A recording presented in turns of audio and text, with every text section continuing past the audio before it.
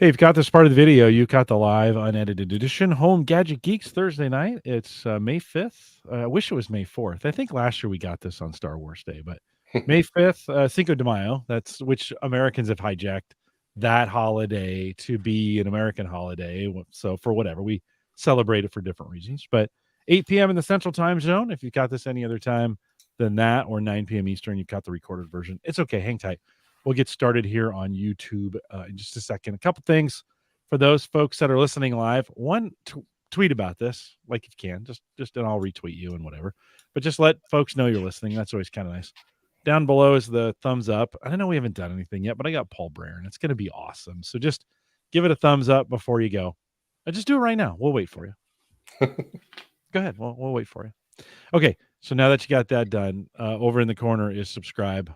Click on that if you haven't done that already. Subscribe so you never miss an episode. Paul, great to have you back. Like, what did you say? How many times have you been on? 18? I was doing a quick count. This might be 20, and it's been over 10 years since we started this together. Yeah, Jim. 2 a year. 10 years in a week or so. That kind of makes sense. Yeah, it's kind of fun to.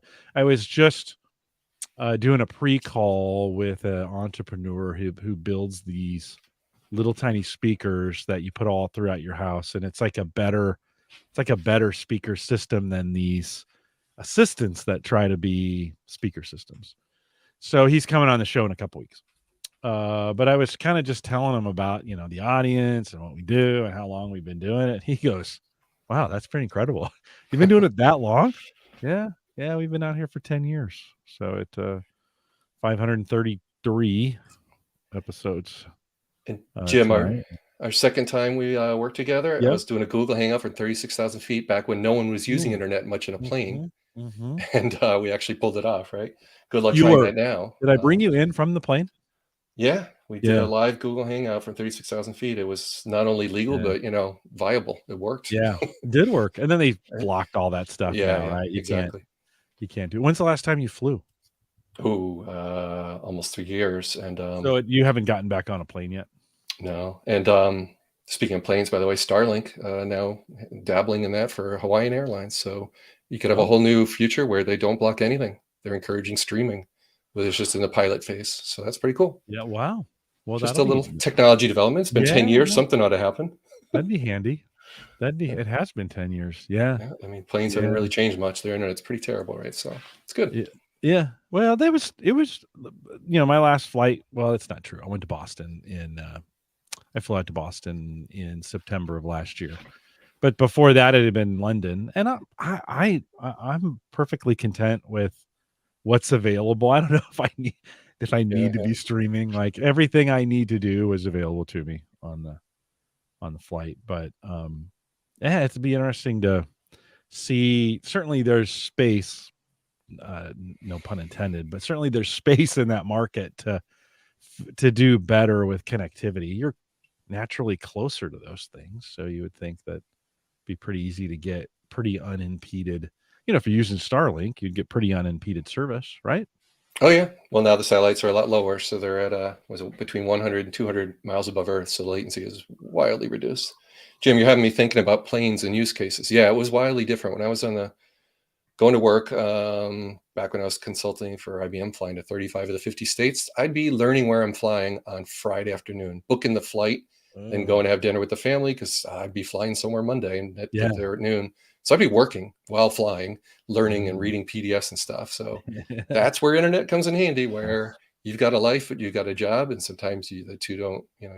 That's how it works. If you're flying across the country, you got 5 hours there.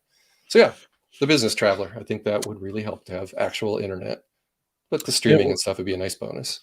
Did you go to Germany with them? Was that when you went to Germany? That was, you and I talked when I was in Germany for a month with an IBM Red Book I got to write. That was an awesome trip. Yeah. I remember that well. And our latency, well, you get the speed of light issue then. You and I did fine. I mean, it was only a few thousand miles. Yeah. And we, with the Gallup podcast, we're constantly, I'm in Australia, or I'm in India, or I'm in Singapore, or I'm in Germany, or I'm in France. So like and you don't even see it anymore. It's not even, when I first started podcasting for Gallup, the India podcasts were always difficult. The whole country just had terrible internet. Sure. And it's gotten infinitely better coming out of out of India. And the pandemic caused everybody to get better equipment. So like just the whole overall quality of guests have come up, and they've gotten used to seeing themselves on camera. So like it's podcasting now is, especially with video, is a million times better than it was pre-pandemic. Yeah, and now I've been working at Dell Technologies for about 2.5 years in the corporate, IT server world. But it's still kind of funny the reaction I get when I go on camera, which is encouraged, where someone's like, "Oh, your microphone's on the screen. Like, did you mean to do that?" It's like, well, I've been set up for podcasts for years, being a guest where I just show up and have fun with you. But yeah, it was a good time to have microphones all worked out. But I'll still say nothing quite like using ear cups or something for long phone calls and comfort, to have no echo. Everything else I've tried, there's always a little echo chance, right? And it's just, if you're on the phone all Or day, you get that weird distortion at the end of a sentence or whatever. Yep. Yeah, I went this way for work with a headset, and then for the really important calls, I literally just move this way and connect on the studio Oh, camera. So interesting. it's literally just this way. But everybody, it's a whole different orientation. Yep. And so everybody goes from I'm in the basement when I'm going this way to, oh, you're in your studio. And for a while I didn't tell them, like, it's the same thing. But it's got the mic, a little different orientation. I've got the bookshelf back here and the running metals and those kinds of things. You can't see that the work way is just a black curtain. It's boring, right? But I jump on when I jump from that. It must be important. Jim's in the studio. So it's like, I think about things like Zoom fatigue and what people mean by that. A lot of it's audio, I'd say. So a lot of people dial in with cells and they never turn on the use Wi-Fi for cellular when you're at home, and the quality can be terrible. And when you're on phone calls like that all day, and then of course video with the blurry ears and the blurred out backgrounds, which would be distracting. But I just think, Jim, imagine if we were trying to work from home 10 years ago, 15 years ago, when the internet was not as good and Zoom certainly wasn't popular. Flash forward today, and now you've got Dell coming out with laptops where right in the touch pad, you've got little icons for Zoom that light up when you're on the Zoom call. You can quickly mute, quickly unmute. What's the most common thing you're trying to do when you're in a Zoom call and someone's calling out your name, right? Reach for mute. Pretty cool that even laptops are finally adapting. Took 2 years of people working at home, but I think things are starting to change a little bit in the right direction there to make us all more effective. I feel very blessed to be able to work remotely. Oh boy. Yeah. Although I went in, I was sick early in the week, so I just stayed home, and I would typically go in Monday, Tuesdays, Thursdays. And so I just went in today, the only day this week. But it was kind of nice to, I'm going in 2 or 3 days a week, and I like it. And it's just 10 miles up the road. So it's not, I don't have a bad commute. It's Omaha, so I don't have a bad commute. And I kind of enjoy being back in the office. Kind of liking it. We had a floor food day today where it was all catered in, and it was really nice to be with everybody. So we'll see if I get another cold. The cold that I got this last weekend was because I'd gone in the office Friday. There had been someone in there with a cold, so I immediately picked it up from them. It was just like, but I hadn't been sick in 3 years. Like I literally had not been sick in 3 years. And I was like, well, okay, a cold once every 3 years is fine with me. Yeah, no. So I can. Same here. That's one of the silver linings. I've had a cold myself in almost 3 years. Yeah. You just stay healthy. So, okay, let me kick this thing off, Paul. I'll go through my pre-show stuff and then introduce you. I've got some thanks to do as well in that. So hang tight with me here for a second. Here we go. This is the Average Guy Network, and you have found Home Gadget Geeks show number 533, recorded on May 5th, 2022. Here on Home Gadget Geeks, we cover all the favorite tech gadgets that find their way into your home. News, reviews, product updates, and conversation, all for the average tech guy.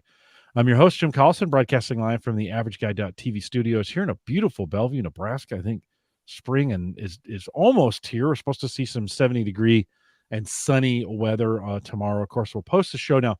I got Paul Braren tonight. He always does great show notes. So I always say world-class show notes, but tonight we'll have some in mind. Paul does the best show notes for someone who's not the podcaster that I've ever seen. So Paul, thank you for the work that you do. Like, your show notes are incredible, Paul. Thanks. First of all, Paul, welcome, and thanks for all that you do. Thank you so much for having me here, and I appreciate the shout out on the show notes. Take some time, but gladly I can type pretty quickly, so it Yeah, no, helps. you do. I'm always stunned. I think in some of the early days, maybe it wasn't as much, but you've refined it as you've gone along. And I want to say starting about 6 or 7 years ago, like at the end of the show, like you'd have in the evening or the next day, you'd kind of have a recap out that was like a million times better than anything I ever did. And I was like, geez, thank you, Paul. So I appreciate your talent. You're certainly using it. You've always been a tech guy that's had the incredible ability to document. For folks who don't know, if you're a new listener to Home Gadget Geeks, you should head out to Paul's site, Tinker Try, TINKERTRY. It'll be all over the show notes, tinkertry.com. And Paul just has the most comprehensive posts of anybody that I know. If I ever need help with anything, I'm going to go to Paul's site first to see if he's written on it. Because Paul, one of the things I appreciate about you and the way you do your site is if you don't just write it once and you're done. Like you write it and then maybe something changes. So you go back in and correct it. Or maybe you get an update because you did something or you got an update like in the Ring days. You got an update from the Oh, manufacturer, right? And then you went in and add that information to it. So your posts are super comprehensive. How often do you think you go back and revise, update, edit a post that you put out there? It seems like you keep them pretty up to date. What do you think? yeah, I'd say for the first year, I'll probably touch the average post at least 2 or 3 times to keep it up to date. And then in that first 2 days I publish something, I tend to get tweets or reactions or some follow-up or a new article comes out that's more comprehensive that I'll add to a post. So you're right, most people don't. They just publish something on a blog style and it's that moment in time and that's it. But I try to keep some up to date. And one example of one is I think 500,000 people have read it. Easily update VMware ESXi. That one's well worth updating because there's so much of it that's the same between VMware releases. There's no point in rewriting the whole thing or copying and pasting it. Let's just make one URL that people can just refer to and rely on. So I enjoy updating posts like that humans are actually reading, right? Some of the other ones where only a couple, I don't know, 86 people read it after it's been posted a year ago. Yeah, I'm not going to be maybe as likely to update that. But yeah, I mean, like most people, you try to make the best use of your time, whatever limited spare time you have. Yeah. And Yeah. I like trying to get the right information out. And it's difficult. Like something like Insteon was a breaking story. When I first published it, I knew a fair amount, but I learned more in the next 2 or 3 days and then went and revised that article about, Insteon pulling the plug recently. Yeah. Renaming the title when I got inspired, InsteOFF. So there you go. I just had to do it. I'm terrible at link baity titles, but I couldn't resist that one. Did you go in and change the URL and everything when No, so you left no. that the same? Just Yeah, if I make a significant update to an article, I'll notate it at the bottom, say, update this date and time, and here's what I added. yeah. Especially if it changes meaning, but usually it's just additional information. No big deal. I want to come back to that Insteon post here in just a second, but I do want to say big thanks to Phil Collison. You might know that name. He's my son. Yeah. And he was on last week talking about his drums. I appreciate the emails. Several emails from listeners just saying they really enjoyed the episode. And anytime I get family on, it seems like people enjoy it. I get Sarah on here or Sammy.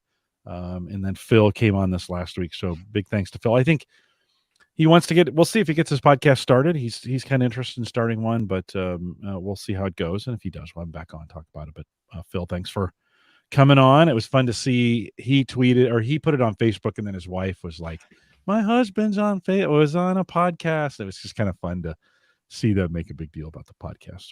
So big thanks, Paul. It's really, really cool to hear you with family. You treat it so professionally. It's just fun to hear you do it, doing your thing, and your daughter. Yeah, I enjoy it. Of course, I always enjoy it. Well, I've got some pretty amazing kids, and it's pretty easy to do that when they're pretty great kids. So I don't. I didn't, for some reason, I lucked out. I had 5, and not everybody gets 5 great kids, but I did. And it's just pretty, the odds are against me, but for whatever reason, it worked out. Since you mentioned it, Paul, let's go back to Insteon. I think it's been covered. I know, I know it's been covered in the space a little bit. I think they covered it over there at Home On and some of the other. Yeah, Richard Gunther's awesome. Yeah, Richard covered it and talked about it. But did that affect you? I don't have any Insteon in here. How did that affect you and what'd you do? All right. So April 14th, cloud goes down. April 15th or 16th, I noticed that my lights didn't turn on in the morning. Let me take a look. And I look in the basement, I look at the hub, and I see a red light. I'm like, oh boy. So I start looking at Twitter, and I see Stacy Higginbotham at Stacy on IoT broke the story first. Insteon is down and may not be coming back. There, a legit title, and it's true. I then later read, like Ars Technica, shameful, Insteon looks dead, just like its user smart homes. Not really true. And then The Verge, Insteon's troubles are smart home tale as old as time. As Insteon and iCloud servers go dark, consumers are left holding useless pieces of plastic again. Not really true again. That bothers me when I'm reading even Ars Technica bending the truth a bit. No, my devices aren't bricked. I've got in my office here, there's a toggle switch right behind my finger there, behind me. It's a physical toggle. You push up, it sticks straight out from the wall. You push up, light goes on. You push down, light goes down. Here, I'll turn off my lights. That's an Insteon keypad in front of me that lets me do my overhead lights from when I enter the room or here. That still works. This is not bricked. All right. The part that is bricked is my daytime sunset, midnight, and sunrise programs don't seem to be quite as reliable. But for the most part, that stuff is local. But somehow turning off the cloud means not somehow, I can't reprogram. I can't change daylight savings time, for example. So I need to resolve this before November hits when we change our clocks, because I'm suddenly going to have my lights going on an hour before, an hour after sunset, which will look a little goofy because most of them are exterior in the house and you don't really want that. So yeah, I've got some time. It's not an emergency. I don't have to replace the stuff inside the house though. I really just need to replace the hub, a way to reprogram and make it so that my devices I already bought and have been using for almost a decade. So this was listed on our tech successes. The last time you had me was July 2020, and I talked about my tech successes. It was a good 8-year run with Insteon at that point. Well, now I've made it to 9 years, and then poof, this is about as bad as it gets when they yanked the cloud away and didn't even give us any advance notice. So yeah, I think that's what really drove people nuts was just the lack of notice. I think, and you never, if you give your audience or if you give your customer base too much notice, there's crying and wailing and gnashing of teeth for an extended period of time. So sometimes you got to be careful not to go too early. But in this case, if you give no notice, I mean, you really leave people in a lurch. Now, a light switch, Paul, how long do you think you've had that light switch installed? Do you think? 7, 8 years. So it's been a while. Oh, right? yeah. So it's not a tech fail completely. I mean, I had a Yeah. good run and it was reliable. But yeah. In the world of IoT devices, this is a little bit of a debate because, in the world of when we think about a regular light switch, I mean, I've got light switches in my house that are 30 years old, maybe 40, right? And they still flip on and flip off. They still work, right? Now, our computers, our phones, we're replacing every 2 or 3 years. So we have a mentality life cycle. We're like, oh yeah, it doesn't seem unusual that my phone would maybe, brick at year 4 or brick at year 5 or whatever. But like light switches live in a different place, I think. Like you kind of think, because I would say, well, you've had it 8 or 9 years. That's its life. Why not just replace it with another brand? Pick the brand that you're gonna go with instead of Insteon and move over. When I say that, what kind of reaction do you have of like, hey, so just replace it? How does it make you feel? Well, not good because it would cost hundreds. So like I have a workbench in the basement where my Tinker Try, workbench lab is. When I walk down the basement, I got a keypad on the wall. I didn't physically wire. I made it so when you enter the basement, you just tap a wall pad and it turns on the bench that's across the room. These little subtle interior home things. I had no reason to rip and replace them. They all still work. It's only the lights at the front of the house that turn off at sunset and turn on at sunset and turn off at sunrise. That I need to address. So if I can do that for about $200, it looks like, and you threw the article in the stream I see in the chat. Yeah. Yep. But yes, inside, if you go to tinkertry.com, right on the homepage, right near the top there, the Insteon article. And the solutions seem to be, one company's called HomeSeer.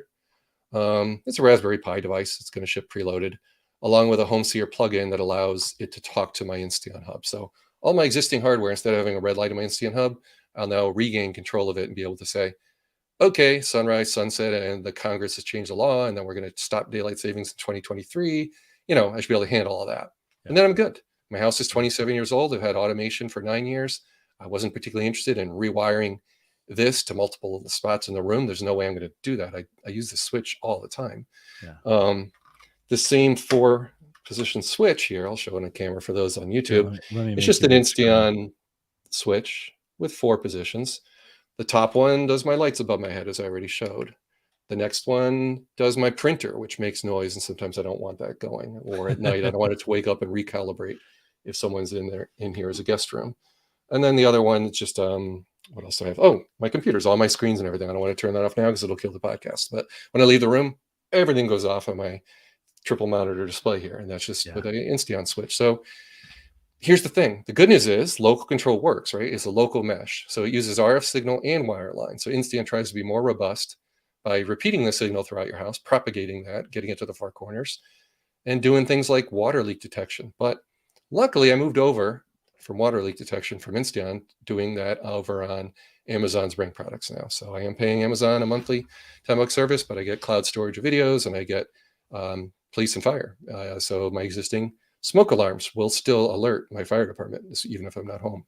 That to me is useful. So most of the crucial Insteon stuff I was relying on, I jettisoned about 2 years ago anyway. So this is not that painful for me. It's really just the lights in the front of the house that aren't going on appropriately at the right time now. That's about it. Not a big deal. Insteon didn't work with the Amazon ecosystem or Habitat or any of those home hubs that that seem to be so common today. Yeah, they were a proprietary network. So doing it at a fundamental level, that was the risk I took, going with something that was the early X10 replacement. Insteon was the early shining example in that field. So it got me to replace them in 9 years, but now I'm paying the price 9 years later, where they just, you could, supply chain has hurt a lot of companies. So you could call this a side effect of that. If someone had bought them out, this could have been a much more graceful ending. Could I have seen that 9 years ago? No. I knew it was proprietary. I knew there was some risk, but I also knew it worked in all the 4 corners of my home and was quite reliable. So I'm not particularly upset, as you can tell. Those articles upset me because some of them were darn misleading. They're telling me I had a brick. I'm like, oh, when's it gonna be a brick? I'm like, it's still kind of working. My lights are still working. And then I read further and realize they're just link baity titles. Like, nah. Well, they were rushing to get the articles out. So it's not like they were spending any time. And I'm sure many of them didn't even have Insteon devices. Oh yeah. They were just writing, right? It was just, that's fair. Hey, we got to get this out. We got to get it done. We got to be the first one out there to make sure we get, we pick that up. And I mean, it's too bad. It's too bad, but I think it's pretty typical in the space. Paul, you and I both know, that we live in a space of people who get a review product on Friday, have a review written by Saturday morning, and you're like, really? Like, did you really get some time with it? I think one of the things I've always appreciated about you and your methodology is you're very thorough. And you take the time, if you're going to review something, if you're going to talk about something, you really get into the depths of it. Like we've done several Tesla episodes, and you dig in all this thing. It's not like, I just got it last week, and I think it's the greatest thing ever. And so I've always appreciated that about you. So thanks for being thorough on that. So it sounds like from an Insteon standpoint, you're going to be able to just replace a few things. You've got that all under control. Yeah. You might replace a few things, and you don't have to do it in a hurry because it's going to work till you get it done, and you're going to be all right. Are other people worse off than that? I didn't order the replacement, and it's Raspberry Pi based. So hopefully it's not stuck in a container ship and stuck, because there's been problems getting those, right? It could be 4 months before I get this. I don't know. Yeah, that's true. So I know it's a back order, but at least the vendor was honest that this is a back order I was placing. So they're resuming shipments, or starting shipments May 16th. Do I have any clue when mine will arrive? No clue whatsoever. Yeah. So I'm not out of the woods yet, right? So I may end up having to do something. Yeah. How many total? So if you were going to replace all your Insteon devices today, how many do you think you have? I wish I could fire up the app and show them all in a list, but now that the app is broken, the app just won't even log in because there's no cloud. Right. So the local control is not there when the cloud went away. That's because Insteon made a purposeful move to the cloud. And that did worry me when that happened 6-7 years ago. But the cloud wasn't even there when they first rolled out their products, right? The stuff in my house worked. So when they went with a cloud, that left me in danger of it breaking. But anyhow, it's about 20, Jim. So each one about $30. It's a significant investment. Okay. So you're looking at, hey, hon, I got $900 of stuff to rip out of the house and rewire, like this wall. I'd have to open. Not a big deal, but taking a switch out. And you have to decide You got to decide who am I going to go with on this next Exactly, time and type would I want thing. this to happen Yeah. again? Yeah, so Right. Right. cloud Yeah. cloud only, I would stay clear of. That's the lesson. If there's anything you're remembering from us talking about this for a few minutes here, something that relies on the cloud, even for local control, oh boy, stay away, right? Because the internet Mhm. goes down. We all know this. Whether it's Yeah. Wi-Fi, Bluetooth, whatever, your internet's gonna have Yeah. moments. Do you really want someone in your house not able to turn a light on and off just because your internet went down? Well, You gotta watch out for that. it was one of the when we had Habitat on here, that was kind of their, they position themselves as they have a cloud and a non-cloud, and Yeah, that's good. you can, if the cloud goes down, your things will still work. And they're faster because they're local. And so it is one of those things where I kind of think, now I'm not in a spot where, even if we don't have internet, I'm not out of the woods, because I've positioned all the switches so I can reach them if I need to just manually, turn them on. So I can still, in every case, I can still walk over to the light and turn it on. So Yep. I'm trying to think, no internet, where else? I mean, well, and then I bought a generator, but I mean, I'm back up, and unless we have a complete outage, I'm back up and running in whatever time it takes me to hook the generator to the house and then turn things on. So, Yeah, I think we um, talked about that too. I got a generator, right? I've only had to use yeah, it 3 yeah, times in the last decade, so it was a decent right, $700 purchase. But I yeah, did pay an electrician to put a transfer switch in, so the 7 crucial circuits of my home, including like the water heat, the circulator pumps, because I do have gas furnace in the basement. But to move that heat around the house is a water loop, yeah, that pump, yeah, right? Those are the things I thought about, and I'm glad I did. I've had a couple power outages since and able to save my parents' groceries, throwing them in the basement freezer, and just keep the food going, right? Rather than yeah. That's 2 a or 3 families losing the food every time you lose power for 2, 3 days. Food is what kill. Exactly. Like, I Yeah. get so angry when food goes bad. Yeah, it's Like, just so the so the sad. generator was just an insurance policy, so I wouldn't get mad when we Yeah, started losing food. That's I don't care yeah. about the electricity or lighting or even cooling in a lot of cases. A couple comments from the chat room. Joe Oh, saying yeah. he calls Insteon was one of the few that supported Windows Awesome. Phone back in the day. Now they're gone. They've gone the way of Windows Phone. Tim Fun fact. W says, "Makes me glad I have a Habitat," and I think Nice. that, that is a good. Well, and Tim, this makes me kind of think, Paul, as we're having this discussion, my Habitat is off. I haven't turned that thing on in 6 months to a year, but it gets me kind of thinking again. I've put in a bunch of really internet dependent devices. Habitat be a good backup for most of them, especially for the switches. If I were to lose internet and I needed things to work, so I may have to take a look. I'll have to update my Habitat about 8 times to get it Mm. there, because they're always adding so much. And then Joe says there's no such thing as a cloud, just other people's computers, and unfortunately they turn them off from time to time. And Insteon turned theirs off. So, Paul, anything else on that you'd add before we move on the Insteon topic? I think I'm good. Just stay tuned. When I get that Raspberry Pi device, I'll obviously try and add that right to the same blog post. Just say, "Here's Yeah, how the story ended," right? Did I succeed or fail? I might do a separate blog post for that, depending on how setup, goes. But yeah, no, thanks for bringing it up. I think that would affect a decent number of folks. They were a pretty darn successful company. It sold a whole lot of stuff from smarthome.com. yeah, and So it's pretty engaged. They have a pretty engaged audience too. Like, Twitter lit up, blog post came out fast. Like, yeah. it wasn't a low, it wasn't not a low scale kind of like, oh, they quietly disappeared. There were some people like, what the, Yeah. and so if you've had Insteon, I'm sure, let us know in the comments there, maybe on YouTube or whatever.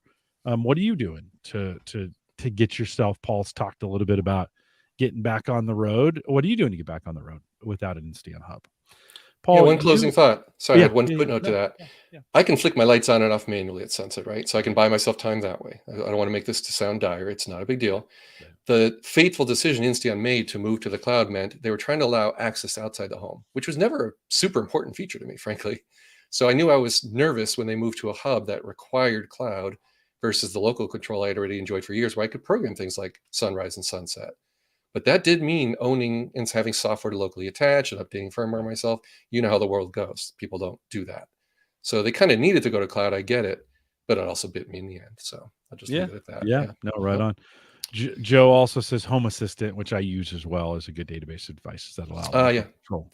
That's So another that would, workaround. Good point. yep, There's several yep. workarounds for this. Yep. Yeah, and we've had all of them on the program, Habitat, and I don't have I had the Home Assistant guys, or maybe we just talked about it, but all of them have some element of local control to them, and have been are good. I've kind of fallen back to Amazon as just the hub of control, but I still have multiple. You know how it is. They're all over the place. You got the app, you Yep. got the device. The device has an app. I just installed this week.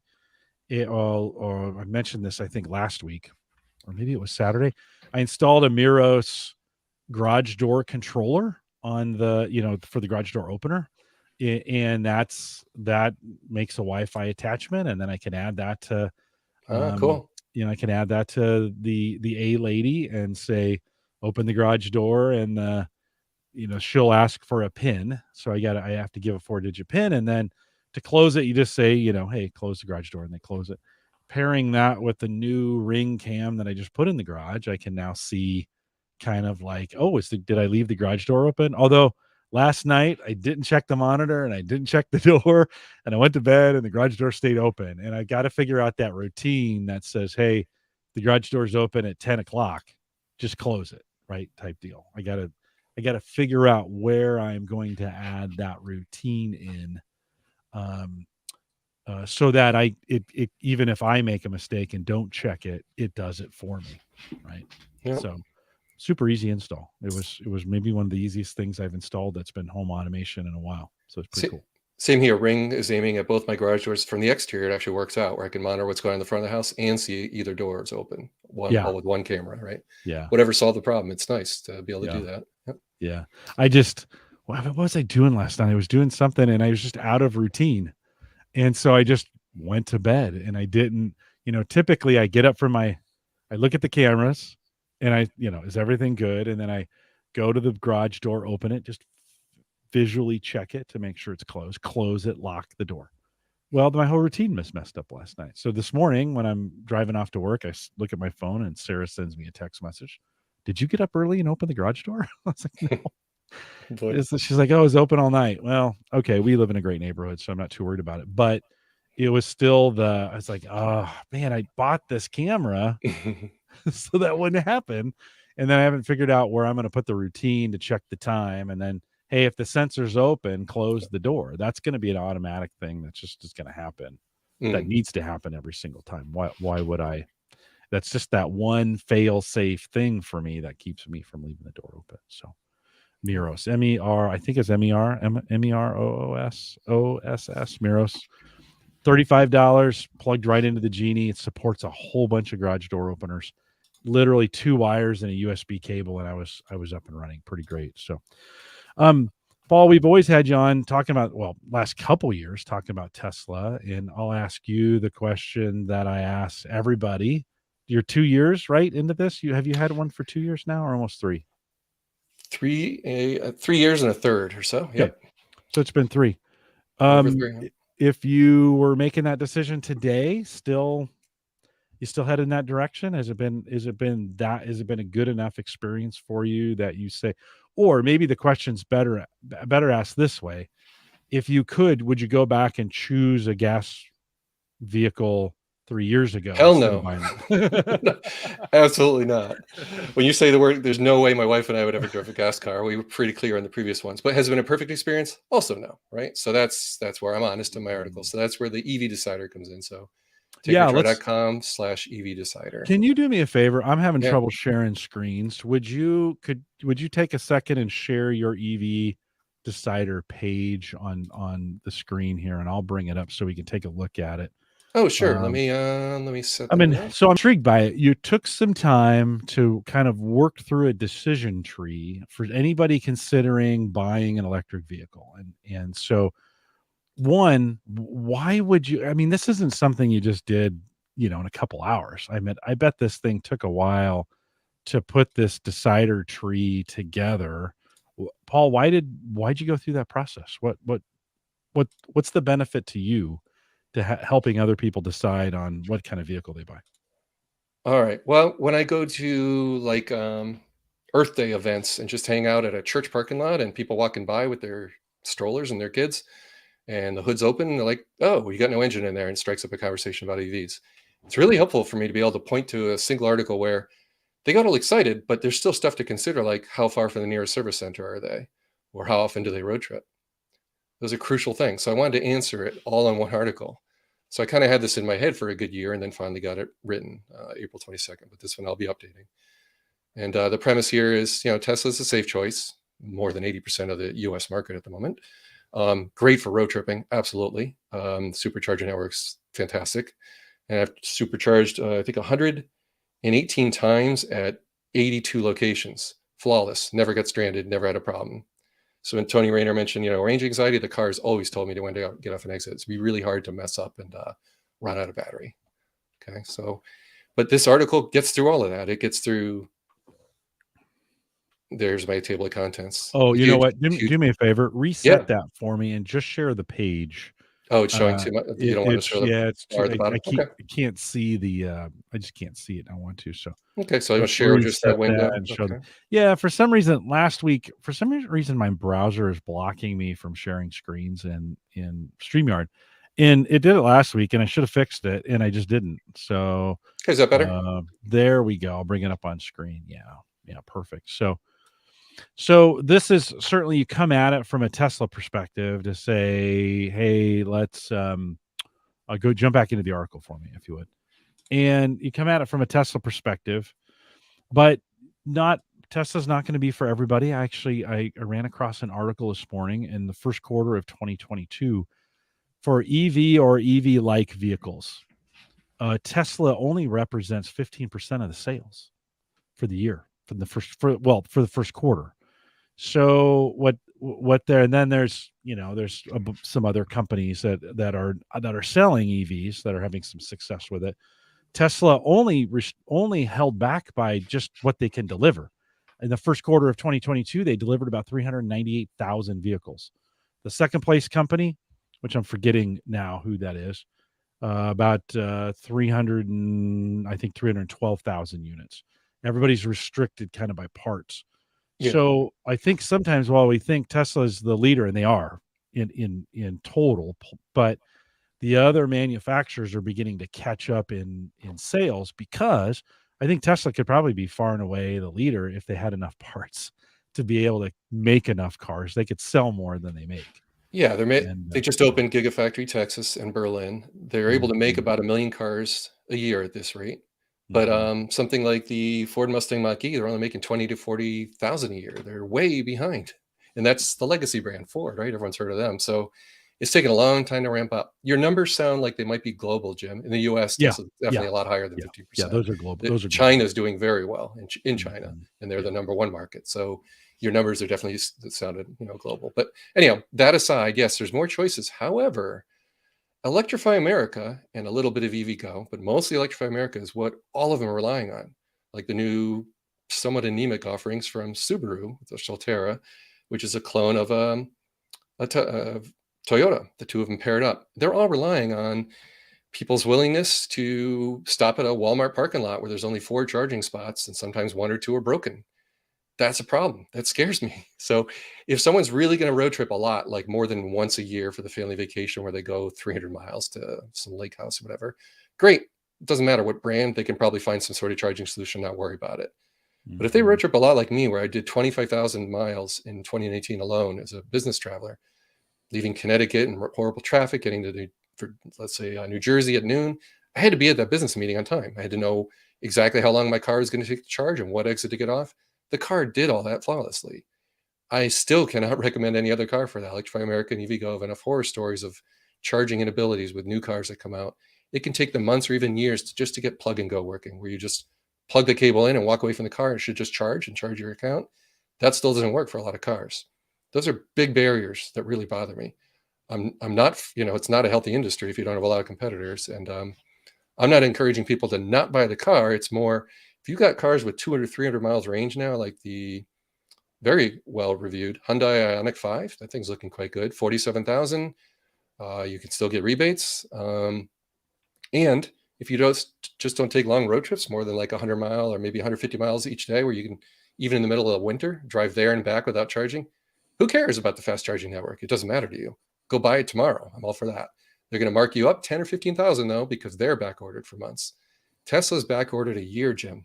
They cannot keep up with demand. The word of mouth after the Super Bowl, they didn't even advertise on it, and the next day their pre-orders spiked hugely. Just people are realizing from watching the Super Bowl, oh, 6 different companies that I've all heard of, Volvo, Polestar, a bunch of them are on there, kind of realizing, yeah, the world really is going electric. And that to me is exciting. Like, that's what's happened since you and I last talked almost 2 years ago. It's really mainstream. The bad news is, though, the darn supply chain and the chip shortages mean everything's back ordered or marked up wildly. People order their Ford F-150 Lightning EV day one of pre-orders, but now when they're told they want to take delivery right here in Connecticut, I have a friend who went through this. The local dealership wants to, like, oh yeah, you can get an early place in line. You ordered early, but I think they wanted 10 or 15,000 more. Just, and that pads the profit of the dealer. It doesn't do Ford any good. Doesn't help their bottom line. So that stuff worries me. The financial health of the legacy companies with the shenanigans that go on with markups are not good for the industry. And then finally, Electrify America's ability to electrify America in a competitive way to actually catch up to Tesla or exceed them. They should, because there's a whole lot of brands. They're not there yet. They're not even close. And that's what this article, let me scroll down in the article. Yeah. Here's a map for you, Jim. There's market share and who's growing. You can see Tesla there, almost everyone else shrinking in red. That is a pretty clear graph of what's really going on. So great article to read, but then you scroll down and let's look at the chargers. There we go. Here's Electrify America. Where you live is not looking too good, Jim. Look at that map. It's getting better. It's getting better. I know, but that's still pretty terrible. Yeah. You can't drive north. I mean, you're out of luck. Why would you? Well, still, maybe you have family in Edmonton. Who knows? But it's a problem. It's a no-go. Yeah, right. Tesla, you can. So anyhow, there's a big difference in the maps for those looking at video. But so I linked to that way near the top of my article. So I asked people, do you road trip a lot? If you do, you're going to care about this map. And go check what's the route to grandma's house and use a better route planner to figure it out and how long you'd have to charge and all that. So let's say you buy a car with an anemic charge rating, like a Ford F-150 Lightning. It's got a big battery pack and only 150 kilowatts. Well, a better route planner will tell you you're going to be stopping for an hour and a half for your 300-mile trip in the middle of winter to so-and-so's house. That's a long stop. A Tesla will typically do that. It's a smaller car, but do that between 20 and 40-minute stop to get you all the way there if you're just a little bit out of range. So those are major considerations. Charging speed on a lot of new cars, they're missing the boat. Chevy Silverado, they nailed it. They went with a much faster charger, but they're also coming to market a year later after Ford. So Silverado is exceeding Ford in every way, including range, it looks like. But again, ceding market share. They're coming out later. Anyhow, so yeah, the article goes on to explain gas savings as part of it. Here in Connecticut, electricity is quite high. So the gas savings are less amazing. So I spent, here I show up a typical month. In March of 2022, 80% of my charging was at home, 20% on road trips. So you can see basically me going to Boston or New York in the snowstorm and miserable weather and rain and wind. Well, that meant my range was reduced a bit, so I did have to stop. So you see some red spots. So I spent $100 on electricity. I would have spent $290 on gas. Not bad for 1 month. It gives you an idea. But is that the reason to buy the car? Well, again, if you're a business traveler like me, yeah, maybe. But most people don't think about that quite as much, although gas prices have certainly gone up.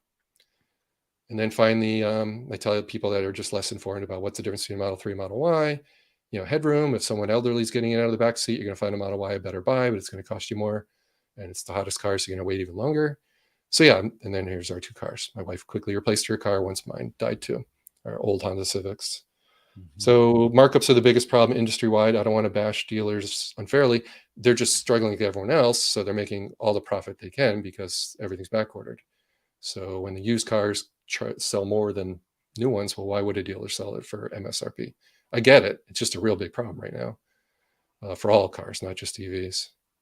And then finally, the decider has these many questions to ask yourself. Are you okay with the backlog? Can you wait 4 to 12 months for your car? If your answer is no, then I just direct you right over to some other brand of EV. Right? It's that simple. You're not getting a Tesla anytime soon unless you're willing to pay higher than the MSRP for a used car. That's how goofy it is. That people want the car right now. They might sometimes do that. All right, Jim, and I know your audience all over the country in Midwest, right? I want to get into this one. This is pretty cool. National Highway Traffic Safety, through this insurer, they published this thing about car fires. All the hullabaloo about Chevy Bolt, which was bad, we had to recall them, but overall hybrids per 100,000 cars, 3,700, sorry, 3,400 fires per 100,000 cars. Gas, 1,500 fires per 100,000 cars. Electric, 25 fires per 100,000. So all the press, when you read about a Tesla crashing in a battery from 3 years ago in a Model S, probably has very little to do with today's world. And we got to remember, though, that these numbers are based on still pretty low percentages of electric EV vehicles representing the total base of cars, right, that are out there. I mean, so it should be low, right? So it'll be interesting to see when electric vehicles represent 50% of the car market, if those numbers still statistically hold true, you know. This is I'm not just one of doubting many data the points. safety, but Yeah, the percentage is much lower, yeah, though, of a car much lower. spontaneously. Yes. Yeah, yeah, Like, it takes a very significant wreck to impinge upon the battery pack.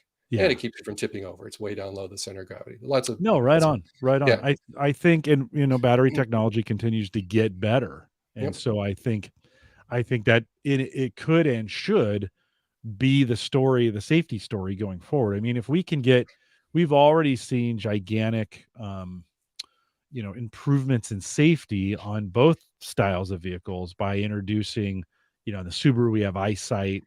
On some of the other vehicles, right? Volvo Yep. almost guarantees you'll never crash, right? Because of that. Think about the Tesla and what it's got available to it. So that should bring some level of safety anyway. It would be interesting to take a look at those same numbers, then don't split them by electric, hybrid, gas.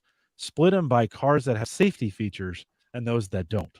So, Jim, I'll say Right? this. I think I mentioned this in the previous time I appeared. The number one factor for my wife and I shopping was safety. The Model 3 was the Mhm, safest car tested mhm, ever tested when we bought it in 2018. 2019, it got tested in Australia and Europe. Same results. mhm. So the rollover risk, the crush resistance of the roof, all of it, just head and shoulders about accident avoidance as well as just safety if you actually have a wreck. So, so that's fires aside. Way more likely is, what's my likelihood of injury getting from point A to point B? Correct. And Correct. that's Yeah. part of our shopping. So if that's important to you, well, Tesla's still above most of the others, although as there's more EVs coming out, they're proving to be generally as a category very safe vehicles because of that low center of gravity.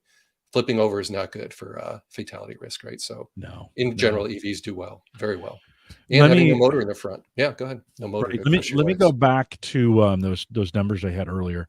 They Oh, were sure, the fire. they are global numbers and they're plug-in numbers. So they include both EV cars and hybrid plug-ins, right? So they're including any vehicle that can plug in at this point.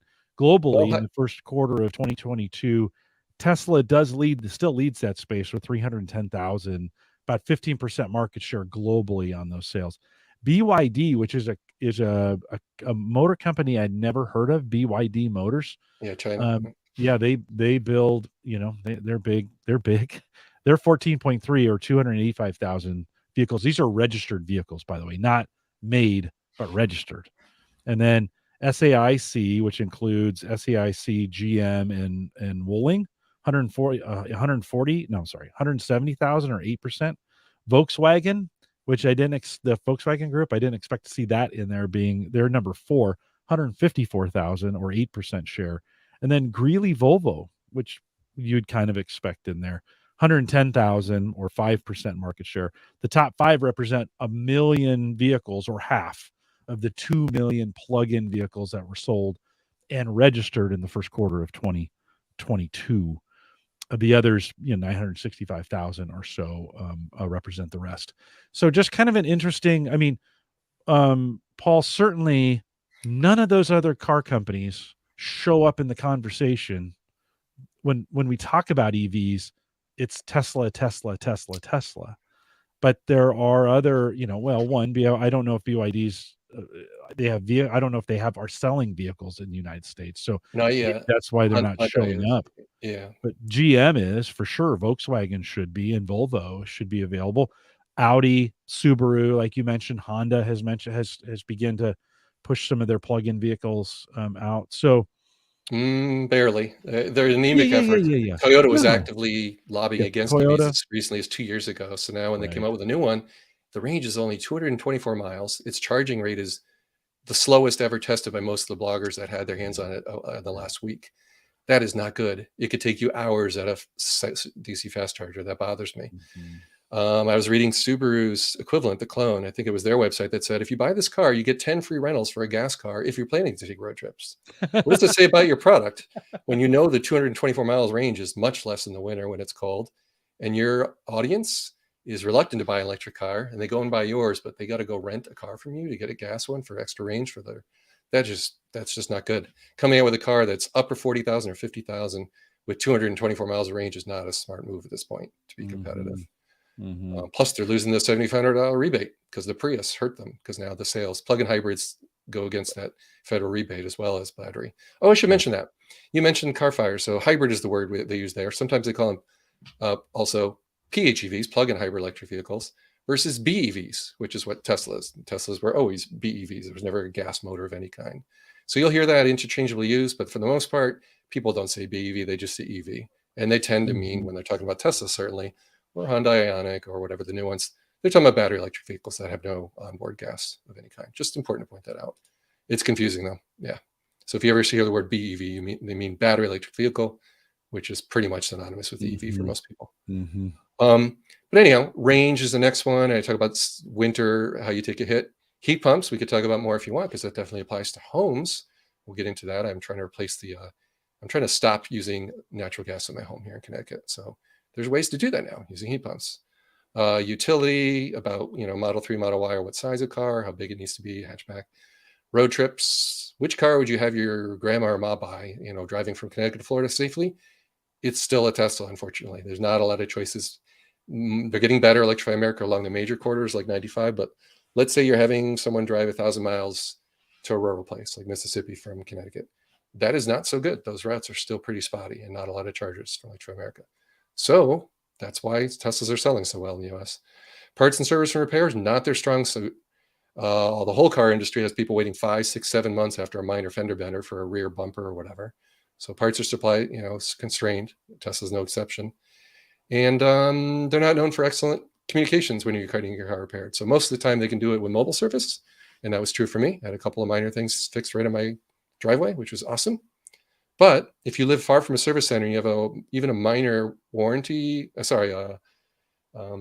recall issue of any kind, if you live 2 hours from a Tesla service center, that's something you need to know before you buy the car. You can't be all surprised that no one else is going to fix your recall issue. And if you live 2 hours away, well, picking it up, it's not that big a deal to pick up your car from far away. But what about a service? You have to think about that stuff.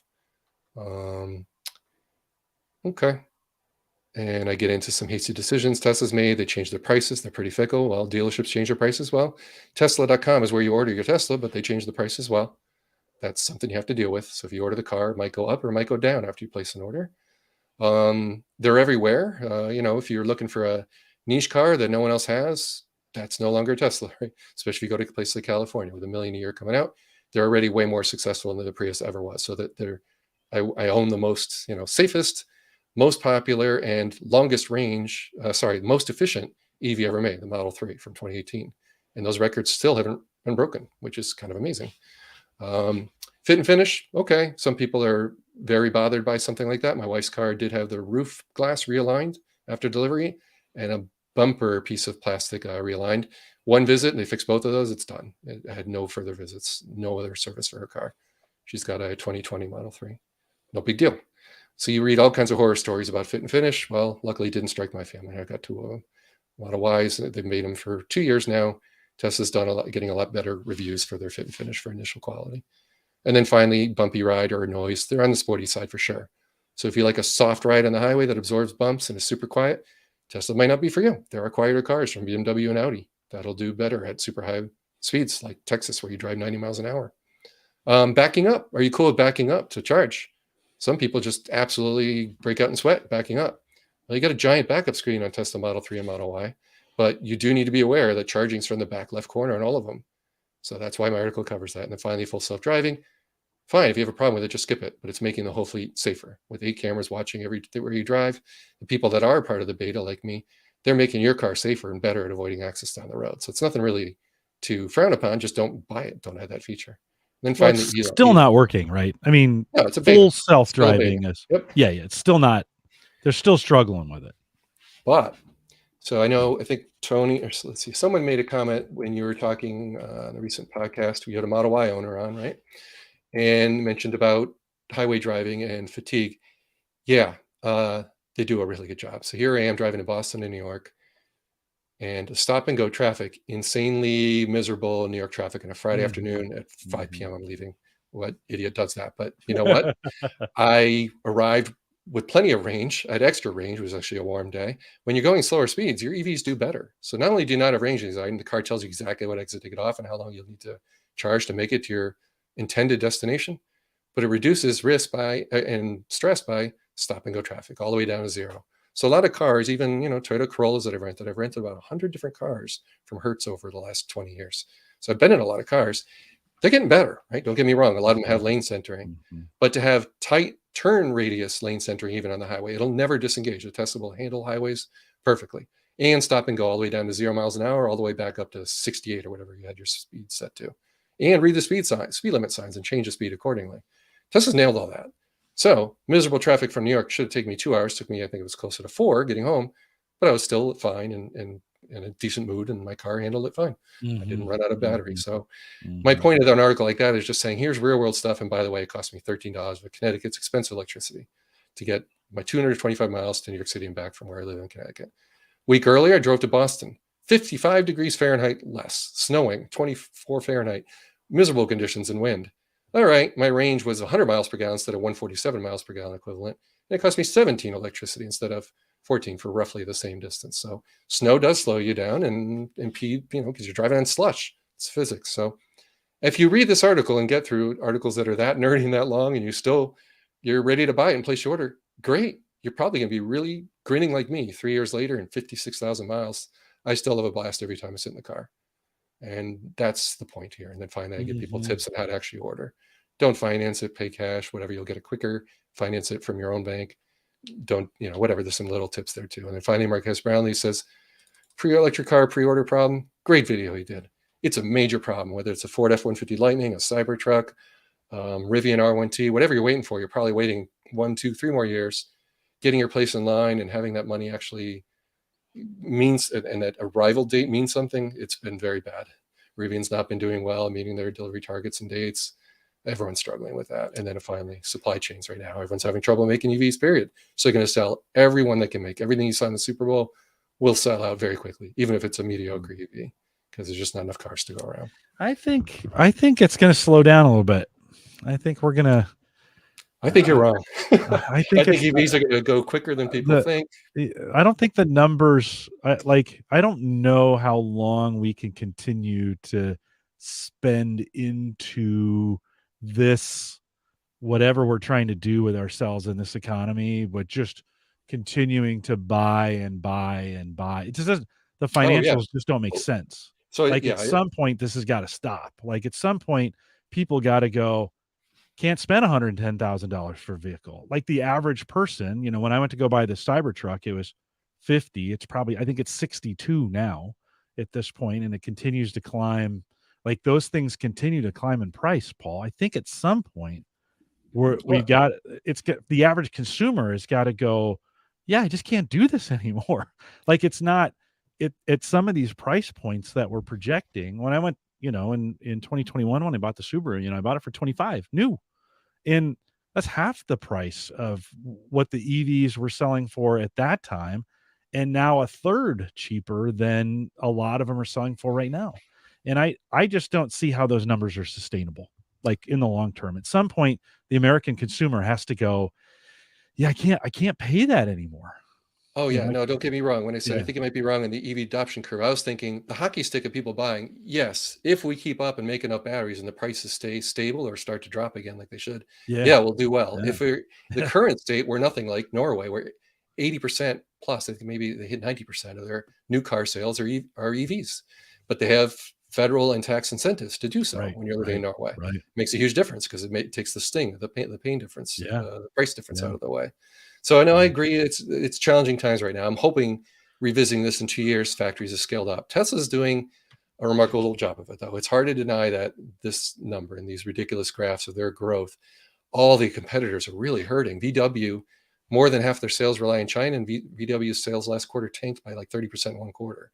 So now they're really hurting, even though they're making the ID4 and making a good effort and go of it to go to electric.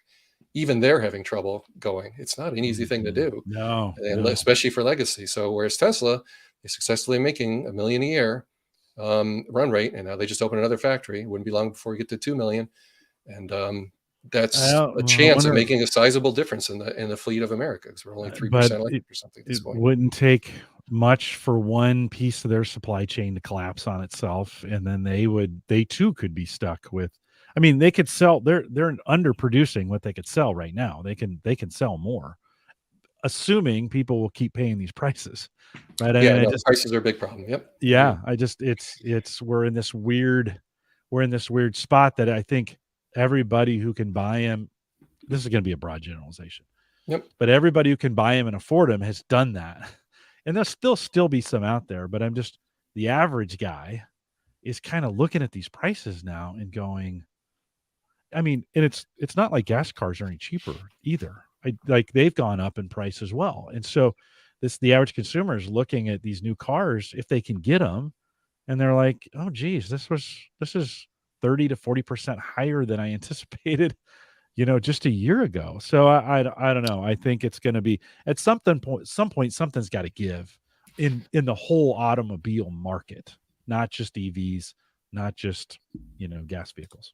Well, I don't want to sound too glum, but the average American car, 40,000, which is expensive. Imagine car, I just said, not EV. Hyundai Yeah, Ioniq coming in right at that price, their base right. model. And we interviewed a guy here, right here in Connecticut. He leads the Tesla Owners Club of Connecticut and also owns a Model 3, as well as a Hyundai Ioniq 5. And it's got fast road tripping and charging. So there's a car where you still get a rebate, so you can get a rebate off your 47,000. Mhm, That's quite favorable. That's cheaper, and that's mhm. actually if you can find a dealer that's not going to mark it up 5 or 10 grand. And Right, right, there's right. spreadsheets on Reddit where younger people that actually reread it, find the spreadsheet, will just drive to Massachusetts or somewhere out of Connecticut to get their car without that $5,000 or $10,000 Mhm, markup. And I've mhm, met two people who have done that. So I don't want to sound so dire. It's not that we're finally mm. getting cars in this price point in 2022 that are finally being delivered in decent numbers, not 2,000 or 5,000, but 20, 30,000. And that's South Korea. That's Hyundai. That's doing well there. Jim, the other thing I'll say too is just globally, if you're making a car and it relies on a whole bunch of third parties like Detroit, where you basically design the car, but the parts come from all over the world, you design almost nothing. The seats come from one place, the electronic control module from another. You're really beholden to all those supply chain holding up. Tesla's done a whole lot more vertical integration internally and make a whole lot more of their stuff, including their seats, a lot of the electronics, so they can multi-source or even make a lot of their own components. That's why they've been Yeah, able to pump out cars and have their sales yeah. figures grow, even though the very, very dire state the rest of the industry is in. So I know I'm sounding total fanboy here, but this chart really shows compared to the change between 2021 and 2019, it's dismal for Fiat, Infiniti, Dodge, Lincoln, Chevrolet, Cadillac, GMC, Ford, Subaru. They're all hurting big time. The only one that's way ahead, Porsche and Tesla, somehow keeping up through the supply chain. Mhm. And then BMW's their lunches getting eaten by Model 3 sales. So, and they're actually number third right behind Porsche. So I don't know. Interesting times ahead, but you're right. We're in a 2 year weird phase. Hopefully it's not 2 more years of this with the supply chain constraints. Well, and Um, let's not forget there was a time when Ford, GM, the American car manufacturers controlled their supply chains. Like yeah. this isn't a new, this isn't new to making cars to make, to own all the components of them. There were times in Detroit where that happened. We found in the 70s and 80s, those car manufacturers found they could squeeze the price out of it if they had competition in the parts. And the market was stable enough to support that. And so they began to outsource all those components to their vehicle manufacturing, put the squeeze and kind of the onus of responsibility, just to be honest, on outside manufacturers, because they found in the long haul that was better financially for them than owning the whole supply chain, right? So it'll be interesting to see how this V2 version of this that Tesla is doing will that work for them? Will that be, it's very expensive to own your own supply chain. When you make the batteries, you take all the responsibility for the making, designing, manufacturing, building of those. And to squeeze costs out of it, you got to squeeze it out of yourself. It's much Yep. easier to put the squeeze on a third party manufacturer or competition and squeeze those down. Now we know when vehicle manufacturers do that, the quality always goes down, and the lawsuits then come and get squeezed. Right, this is a cycle that we go through. So I think it'll be interesting to see in this V2 version of this, how long will Tesla be able to support the total ownership of the supply chain when price pressures start to be introduced again. Today, they sell something, they get their asking price or more because the early adopters are just paying whatever it takes to get it. What happens when it reaches GA and the average consumer is buying it and is expecting it to be cheaper than it is, right? What happens when they have to make a car for the average person, I guess is So what I'm saying. I guess my polite reply will be, even Herbert Diess, the CEO of VW, saying, in Germany, it takes us 16, 18 hours to make a car from when it's first started till it rolls off the line. Tesla's doing it in 8 hours right in their backyard in Germany now. That's almost embarrassing. They pump out a car by casting this giant zinc cast to the front and back, aluminum, excuse me. Looks kind of like the die-cast zinc cars of our childhood, Jim. Where you stamp out the front end of the car and the back end of the car, replacing 200 parts each and dozens of multi-million-dollar robots in a much shorter assembly line. So they're able to it's the most productive factory in the world is Tesla Gigafactory in Texas. So that has the most density and the ability to pump out the most cars of any factory in the world. So it's also the biggest factory. So that's, of any company, they seem to be doing it, Jim. I mean, they've been doing it for a decade, and my car, the Wild 3, has been wildly successful pumping them out, including before the price went up. They're already profitable. So they do know how to get a profit. They have a higher, you're nodding your head, their profits are looking a whole lot better than competitors, Jim, as far as the markup. They can make those Model 3s cheaper and cheaper. They're getting smarter and smarter about how they make them, and they still charge the same price, meaning they're making more profit over time because they're constantly innovating the factory. Yeah. Tesla's really about the factory in innovations. Yeah. And that's the part that's harder, And again, I don't own any stock in Tesla, but I just point that out. It's a good argument. Not one I intended to go down. I love talking about this kind of stuff though. But we saw Ford do this in the 70s and 80s in that sense of being a, of some of the innovations that now we look back at that today and go, but that's the hindsight of history, of looking back and saying, right. I kind of wonder as we look back, as we get through this time, and it looks great for Tesla today, but will that change in the future when everybody can catch them, right? When everybody can do, Volvo can't do it now, or BMW can't do it now, or Mercedes can't do it now, but it won't be long before they can.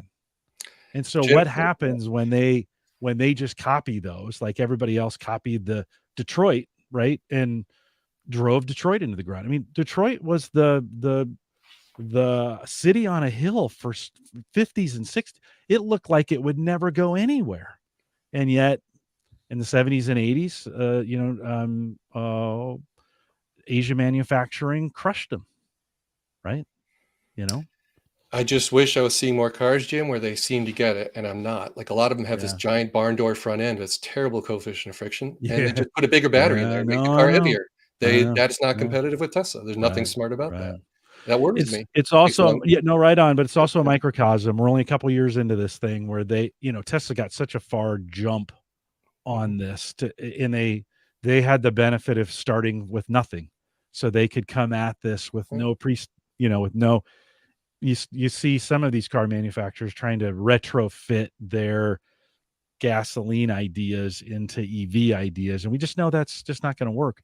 They'll survive. Maybe the not ones all of on them. the bottom will die for sure. And I think some of them will figure. It'll be interesting. A decade. I mean, this isn't next year, right? I mean, I think it'll take a decade to kind of wash this out. But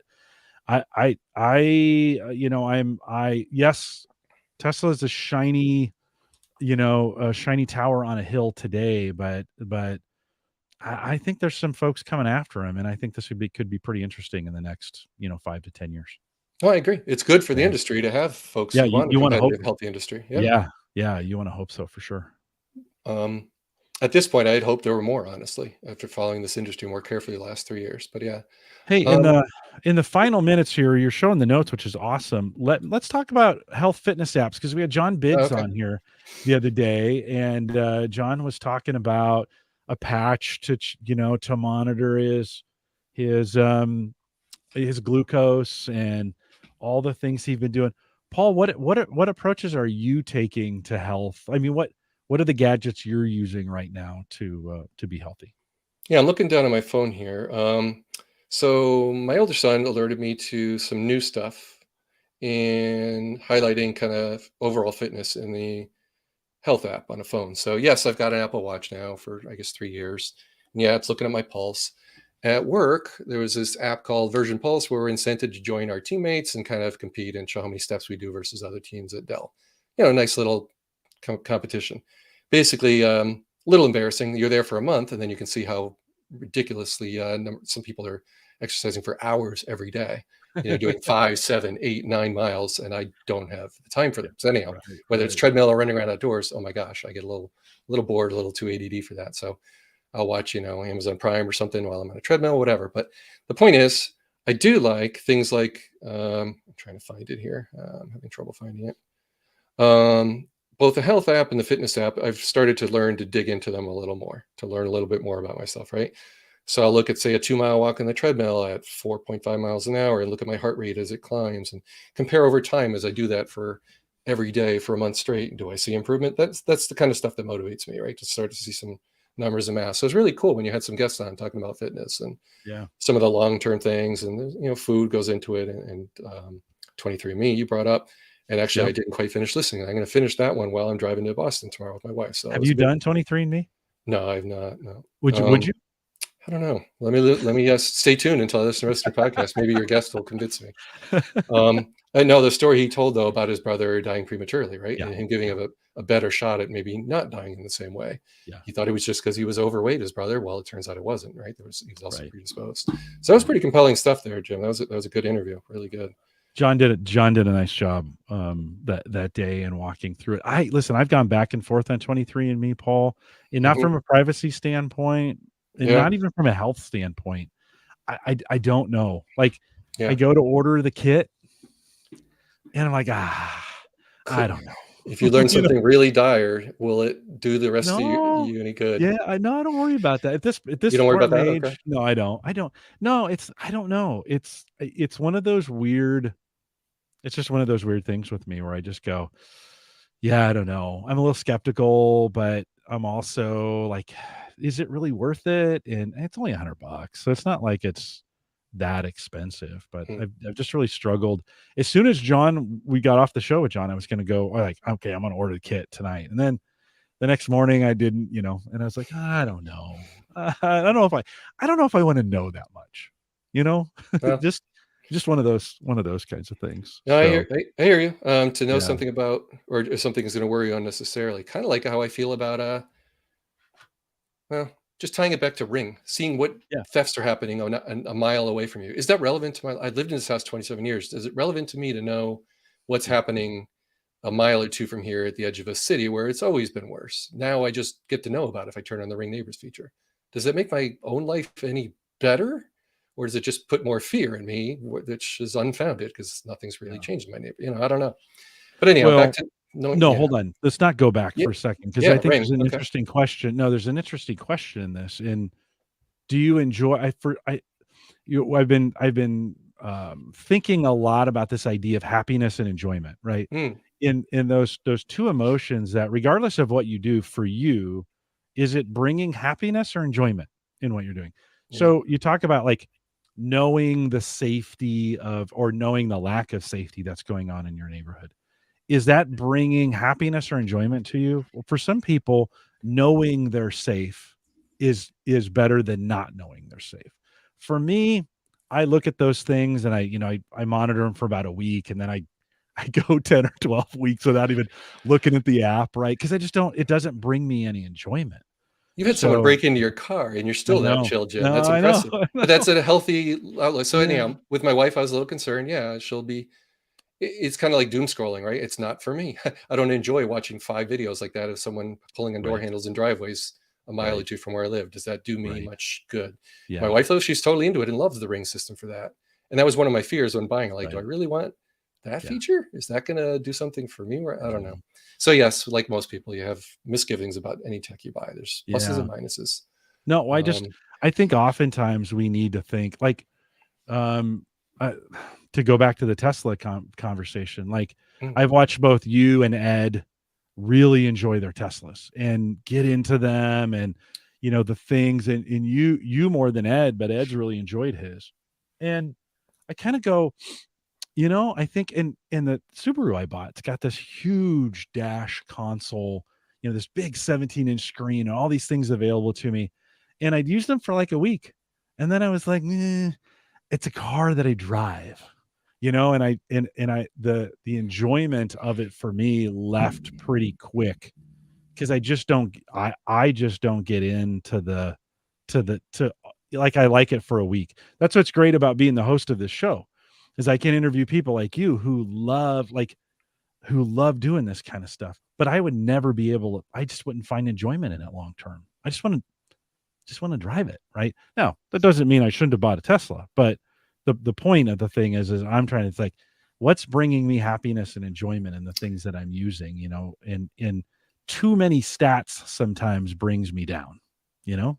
Yeah, just out of Mm. put a bow in it, I'll say in our life, for us, being cooped up and having restrictions on eating at restaurants and stuff, my wife, it was a huge blessing to just have a picnic, sit in our Tesla, and watch Netflix on the horizontal screen. That's 3.5 years almost into our ownership. We absolutely enjoy Yeah, those features and use yeah, them. When the yeah, car is parked, whether it's supercharging or just enjoying nature or looking at blue yeah. clouds floating overhead, I or love it. I can drive 38 miles and get to the Atlantic Ocean, see the beach, and Yeah, just sit there and eat lunch with my wife. That has been such a huge mental health yeah, blessing yeah, for us. Not for yeah. everyone. I know some people don't give a hoot about any electronics in the Right. car, but this is the one car I actually use those electronics well into the ownership. And for Yeah. me, it's been very good. That has nothing to do with driving. It has to do with sitting there parked. Well, enjoying nature. So we're all a little different. It's fine. I think that's a perfect story on happiness and enjoyment and like doing the things that bring Brings you you joy joy. brings you Absolutely. joy, right? I think the world's And learned that in the last 2 years. yeah, Focus on that. You've got no, to. Yeah. no, right on. And there's so much available to us, just that now to come for circle back to 23 and me. There's so Mm. many things available to us. And I just kind of go, yeah, I don't know. I don't know if that's one of those I need for me. And some people would say, "Oh no, you need to know." There's some conversation going on in the chat room. Tony says tests coming to possibly predict Alzheimer's disease, right? Yeah, Tony. Yeah. Yeah, and and I kind of go, I kind of want to live in a little bit of ignorant bliss, Yeah, no, I you hear you. know, Yeah, the rest of you your know, days on this planet, and is it there's gonna improve the likelihood of them being better, or yeah. a good Well, chance of and them some being people would worse? say I can't live knowing that, not or Yeah. not knowing it. Well, okay, then do it. Like if you're You know? adopted, right? If you Yeah, have this right, cloud over right. your head your whole life, you're wondering what is my history, and you want to know it. Well, maybe that's the person to do it. But I'd say it's one of those things not for everybody. Yeah. Yeah, Um, yeah. Cardio fitness is the thing I get into. VO2 max. That's the number I was looking at. Mm, So my mhm. son tipped me off for that, and it's something where I can look at. Am I trending up? Does my heart recover faster after exercise? I like that stuff. That stuff is what motivates me. Those are Yeah, nerdy things, though. Most people don't yeah, want to look at a graph or interpret it. It's not for everyone. But having the data and have my watch gather for it, yeah, that's been a blessing. Apple's done a yeah. good job with looking at my heart rate and all that stuff when I'm getting on a treadmill. And I go in cycles, so I'd follow that VO2 max for a couple weeks, and then I would stop because it just get boring, and Okay. then I'd Yeah. be like, "Okay, I need something else to like, what's the next thing I could track?" And so for me, I like to cycle through all those things. I don't have any durability in over the long term, although I've done 533 of these, so I've got a little durability somewhere. But, Mhm. for those kinds of things, I get into it for a couple weeks and I'm like, then I move on to the next thing. So it's I think I think for a lot of people, it's finding that sweet spot for yourself and then just live in it. Like, live in it and enjoy it for what it is. Don't try to necessarily live in someone else's sweet spot, you know? Yeah. Don't Don't. For the longest time, I always felt guilty. I'm not a very good reviewer. Like, you are, Paul. You're great at reviewing stuff. You're thorough. You're consistent. You're fair. You're articulate. Like, you're a great reviewer. And I always thought to be a podcaster, I had to be a great reviewer. And it took a long time for me to go, yeah, I just don't want to do reviews. I hate them. Yeah. That's the last thing I want to do. Right. I just don't want to do them. And man, when I gave myself permission to not be a review podcast Mhm. kind of guy, that's the best day of my life. Not really, but you know what I mean. Yeah, no. Yeah. So, anyways, I don't know why I'm getting all philosophical on everybody, but Hey, it's been 10 years we've known each other. It's a good time to get I know, philosophical. I know, It's a long time. That's I awesome. know. Paul, anything else? You did Yeah, one other. mention some meal kits. Can I? Because we've been big Hello Fresh fans. Mm. Have you? It looks like you compared maybe a couple others in that market. Did you Yeah, find any? I think it was 4 years ago, maybe you started talking about, Yeah, Home Chef or I don't. something like it. I'm not sure when you first did, but you motivated me, and I got started and did that for a bit. At that point, finally, my job let me work from home more, so I'd be the one trying to cook and have it ready when my wife got home. So I managed to do that for about a year and a half, maybe 2. Quite good, you're right, absolutely delicious. So that's certainly the best stuff I've ever cooked in my life because I have no idea what I'm doing, but I could follow a recipe card, right? So it made me look like a hero, but it's Oh it's yeah, work, from when I first chef go to the hero. kitchen till I'm done cleaning up and loading the dishwasher.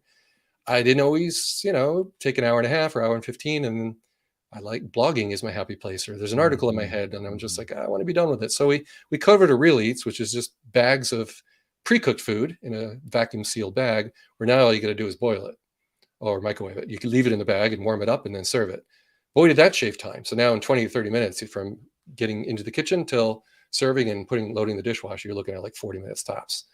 That was appealing, but like many things in life, it got a little old after a year and a half or two. And then finally, now my wife's home more and actually taking over cooking. So we've married 31 years. You take different roles at different points in your Mhm, marriage and mhm. jobs and all that. So she's just a fantastic cook, and she's been able to make low carb stuff and get creative in the kitchen. I have zero creativity in the kitchen. I know where I'm defeated. So I can follow a recipe card. And someone listening to this, I would encourage you to do it. And I'd Yeah, be fine with eating home chef the rest of my life if I felt motivated enough to really want to do that kind of 45 to an hour yeah, prep time for almost everything. prep. The prep always seemed longer than what the cards told me. Oh, So for sure. Yeah, absolutely, those yeah. cards are HelloFresh is the unrealistic. same way. They're Yeah, like, "Oh, 30 minutes," and you're like, "No, no it's really an way. hour." Yeah, Yeah. it's really an hour. So it's not like Yeah. I hate cooking. It's just when you do it 3 or 4 times a week, it can get a little old if it's not like in you that you love the kitchen and Mhm. preparing, right? So that doesn't mean don't try it though, and certainly made my wife and I healthier for sure. We've Yeah. definitely eating better and avoiding the processed food aisles of the supermarket, and way more in the produce aisle than we ever have in our marriage. And all good things. And it also taught my wife a whole lot. All the sauces, demi-glaze, whatever. She now buys stuff she Mhm. probably wouldn't have had we not had Mhm. those recipe cards. Mhm. So it basically upped both of our games as far as what we Yeah. can serve ourselves in the kitchen. And man, some of it's really tasty, like you said. I've had some amazing meals that are better than probably 95% of any restaurant I've ever been to. Like I'm like, wow, I just Yeah. spent a 10 or 12 bucks on a meal that I'm enjoying way more than $40 restaurant I used to go to Mhm. 2 years ago or something that I don't so much anymore. So yeah, change things for the better. You're absolutely right. Thank you for Yeah. encouraging your audience to Yeah. Yeah. think about those meal kits. They're pretty amazing. It Life changing. is, and it's been I've gone the opposite way where I've really done more cooking, and I've really enjoyed it, and I've learned a lot of things about cooking in that, and I wanna do more of it, and so we're now that's I don't have any issues if we're on a Sunday night when we don't have a HelloFresh meal, if we're gonna do something fresh. The components come out and everybody just jumps in, chops, gets things ready. Certainly, it's a lot faster when 3 people are doing it than 1, right? So we Yep. get meals ready a lot faster and everybody kinda knows their place. Like, "Oh, no, I'm the sous chef tonight. We have a chef and a sous chef and then a bar back." And the bar back makes sure everybody's got something to drink, right? And then the other 2 are cooking the meal. Well, that all kinda came out of HelloFresh, right? That kinda came out of those disciplines. I think the thing I wanna say about this is we've been, talking about all this supply chain magic that's happened with Tesla, but think about the boxed meal Yeah. space. And Paul, 10 years ago, none of that existed. And nor could you have thought they could send you food in a box and it would Yeah. actually fresh food that would Yeah. actually work. And somehow during the pandemic, wasn't always the best quality, to be honest. Getting fresh is hard, but somehow during the pandemic, we never missed a box. We always got what we ordered, and it was always really great. And you would think of all the places that would struggle during a pandemic and a supply chain issue would be our fresh food folks. And they somehow figured out with their technology, and you got to think about the manufacturing centers there that are putting these boxes together or vacuum sealing these meals for you. You got to go, man, they got to have some seriously good tech in those places to make Yeah. that whole thing work. How do you know how many green onions to order? Yeah. No, Right? I know. Yeah, I agree. And the quality's gotta be tops. My wife's pretty Yeah. picky. If she had a slimy leaf of lettuce, well, the whole thing's going in the garbage. She'd be really picky, and she Yeah. usually picks things carefully in a supermarket. Yeah. So, for Right. factory style assembly of those meals, they gotta be very careful about quality. There Yeah. was some weak spots. If you had a bad meal or some element where the Brussels sprouts were just not kinda old or limp, and you couldn't really report it, you couldn't just tap, tap, tap, bring up the phone, and say, "Yeah, you got a component you missed the boat on this week." They just didn't do a great job of that, Home Chef and Really. So those are the only 2 I tried. Um, You've tried several others, I yeah, think, too. Yeah, HelloFresh is really good now. They've got you can go in and like good to know. I opened up the bag and it had 2 potatoes. We were making mashed potatoes that night and we had 2 potatoes. Wasn't gonna make it. Like we're like, Mm. so I just quick went in and there's like a one button call and I got somebody on the phone right away and I was like, "Hey, we were missing potatoes. Oh, we'll take $17 off." Oh, jeez. I Okay. was like, "Well, Wow. it's probably not $17 worth of potatoes," and but you're not gonna argue with that, and Their way of I apologizing. credit that to the next meal. They're like, "Hey, we see you've been a customer for 3 years. Thank you for your service." Like, Ooh, that's dedication. HelloFresh, Nice. yeah, kind of Took a long time. HelloFresh kinda had it on, which if you're gonna do that kind of service, you're gonna have to have that kind of much like Tesla, right? You don't take it to a service center. Somebody comes out to you in a lot of cases, right? And Yep, yep. does the repair, does the upgrade. Think about that. If our parents would have ever imagined a mechanic coming to the house to do the repair, they would Yeah, have said, That's never going to happen," you yeah. know. They'll go to And yet people's today, workplace too. They did a good right, job. That's a smart right, move. no, It's how um, they sell in, like, Vermont, New Hampshire, have no Tesla service centers right now, but right, people right, own them, and they get mobile service. Tesla sends employees there, which they find affordable more so than opening a service center. I hope they do open more service centers. They need to right. scale them. But hey, one more thing about Home Yeah, Chef. Sorry, I didn't mean to ding what you've tried. It's no, just that we were no, trying for lower carb options. There yeah, wasn't much out there. So 3 years ago when we were shopping, we really struggled to just find someone that had a filter. Just say, give me lower carb stuff and give me substitutes for potatoes, whatever. Because we right. had a lot of potatoes when we had some of the early Yeah. ones. So I think we tried actually 3 servers, I think, over the few years. So, but yeah, that's not forever. You got to shop. Each of you have different needs. I don't, whatever you. No, right on. Yeah, There's so many of them. There's enough of them that you should, and they all have free plans. You yeah, should try them yeah. or get to know people who are on them because they probably have free things to give away. Like if you wanted to try HelloFresh, just go to theaverageguy.tv/HelloFresh and or contact me. We always have kinds of free things to give away for that. But yeah, give them a try. And like you said, we went to Freddy's the other night. I took Sammy out for dinner and Freddy's is a kind of a Midwestern, really greasy hamburger place. And Okay, never heard of right. it. So, All right. but it's like, like before the pandemic, you'd go and burgers were 5.99, 6.99, 7.99, right? Mm, I went in there. We hadn't been in there since the pandemic. We went in there, 12.50 or 10.50 is where they oh, start. yeah, And I said to Sammy, I'm like, wow, like yeah. I've been hearing about inflation, but this was the first time I had really seen it in retail. Yeah, Brian says Freddy's is amazing. Love their shoestring fries. It's what they're known for. They also flatten their burgers and put this seasoning on it, so you get a really thin. It's well done. You're not ever going to get sick at Freddy's. Um, but it's in there. And you put the bacon on it. But Paul, it was the first time I really felt I guess I should have felt it with gas prices going up, but I didn't. I felt it at Freddy's when I Mm, was, things that were like 7.50 just 2 years ago are now 10.50, and you kind of go, "Wow, that's it's 25%." You yeah. know, Not a great thing to see as you and yikes! I get a little older, a little closer to retirement. You see that kind of price volatility. It's a little scary. Yeah, when you're imagining I a know, fixed income yeah, version of yourself in the future, right? Yeah, yeah. Joe's got them too. Yeah, they're kind of a Midwest. Um, well, yeah, but at least you and I both have some time. I'm thinking about this. I'm like, okay, I'd rather have this kind of inflation now than when I'm 2 or 3 years away from retirement, and I'm Mm. thinking I have enough money at that point, and then it's eating into the, I don't have any time now. At least I have some time to make up for it. I kind of go, oh, okay, well, I'm gonna have to save a little bit more. My time horizon might be pushed out a little bit because of this. I'm just glad I have a little more time I looked at in my this. 401k in the last year and it went down 10%. Not a great feeling. not Yeah, no, I had been working on that since my no, mid-20s when I was first hired at IBM. They encouraged me right, to put it aside, and here I am. It's like, oh, 10% right. in 1 year gone.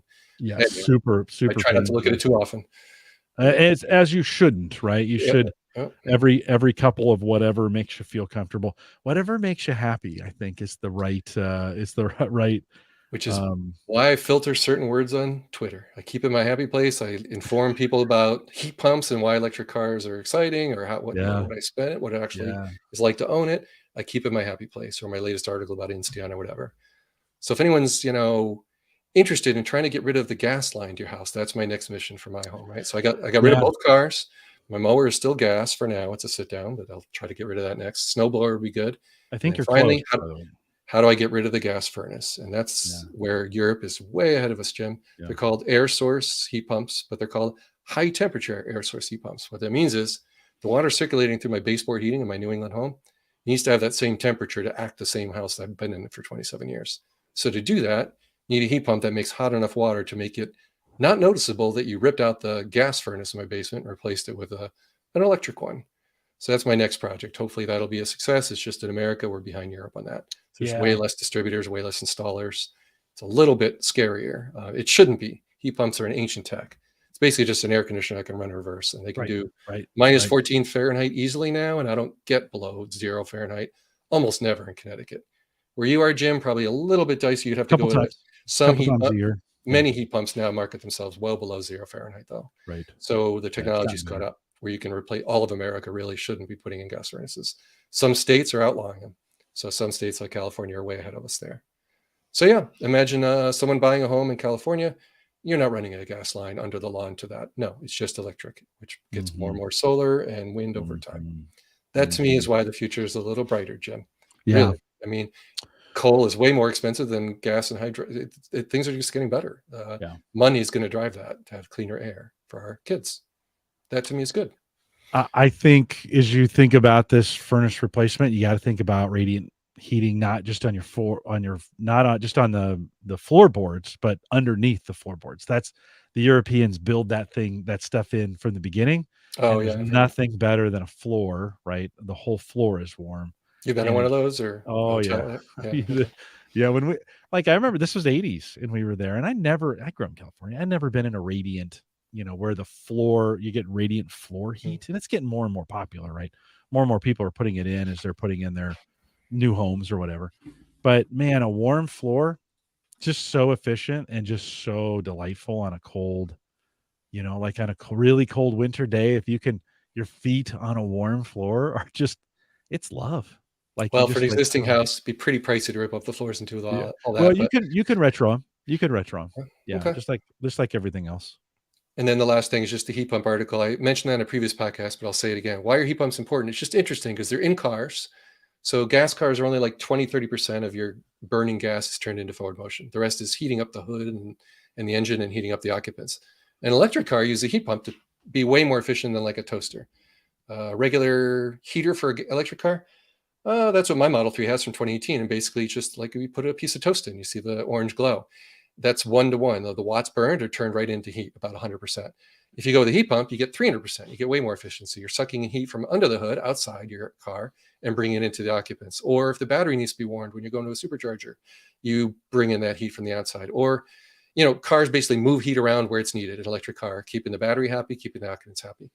Homes, the same thing, Jim. So I replaced my water heater for the shower water. Fine. We did that 3 years ago. Total success. Spending way less in electricity than we would have on the gas.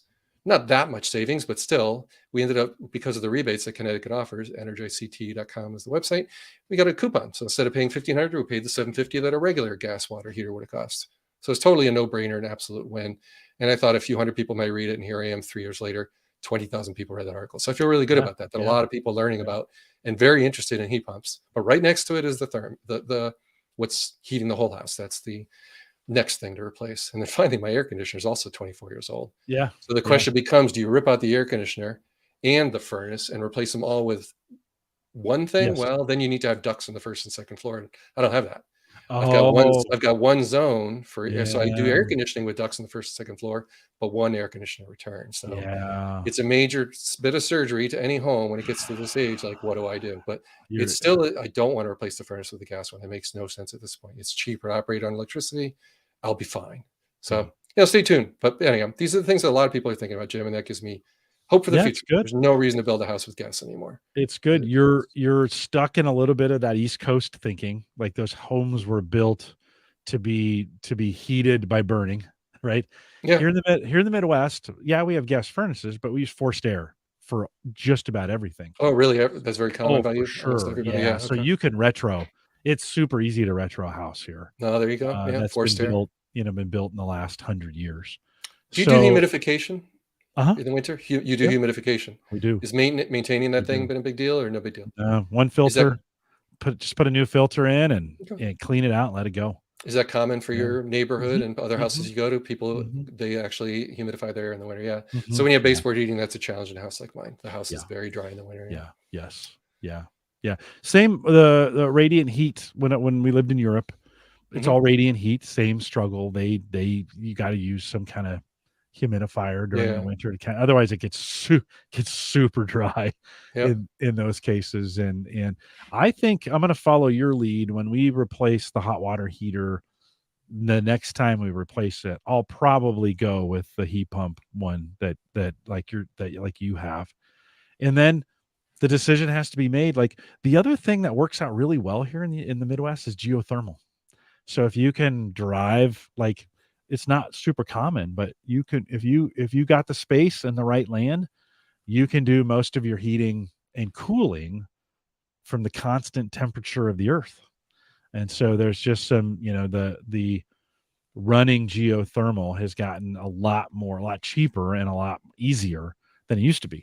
So that's another way, as we think of replacing, gas and fossil fuels.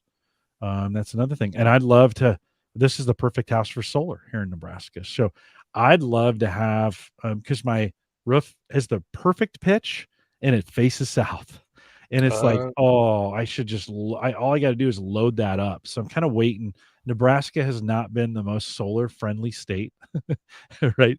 We're a corn, we make ethanol here, right? So they're mm. not really that interested in it's getting better, right? It's getting better. But so we've got some things to do. But as we replace things, I think we're going that direction as well, Paul.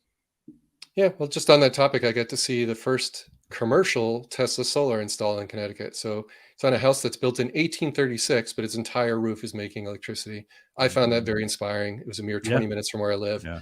And Clean Technica, to my amazement, like published it, which was really cool. So it was neat to work in conjunction with another legitimate blogger that's been around a lot, longer than I have. Why It's a lot of shouldn't fun. we? Why Yeah. shouldn't we be using all these technologies? Joe says in the chat, he says we're all electric here, but it's easier to do in the South, and that is true. In the summer, a heat pump really earns its keep, and here in the Midwest, like Joe, our air conditioner does the same thing. It could be a heat pump. We could have that out there as well. On the geothermal side, and again here in the Midwest, a lot of folks have ponds or have a water source that works pretty well for geothermal, so you can run that as well, or water source for heat pumps. So we've got some, Paul. I think we have some smarter options. I'm more excited about solar for homes than I am EV vehicles. Like, I mean, I'm all for, like, I love where we're going with that, but I think we've got a great opportunity for better energy at the home level. Like, we burn a lot of energy in these places, Yeah. and And so getting Connecticut finally 2 weeks ago incentivized me to sign up and allow them to curtail charging once in a while in the worst days of summer. I'm yep, fine with that as long as my yep, car is ready in the morning. So I get to yeah. save $200 to $500 per car per year. Oh, that's That's a great. start because our electricity costs the same a day and night in Connecticut, which is really strange. So that means they got to update the grid. If everyone plugs in their electric car and comes home at 5 p.m., that's no good. they need to just motivate us to charge after midnight or something. Yeah. And they're starting to do that.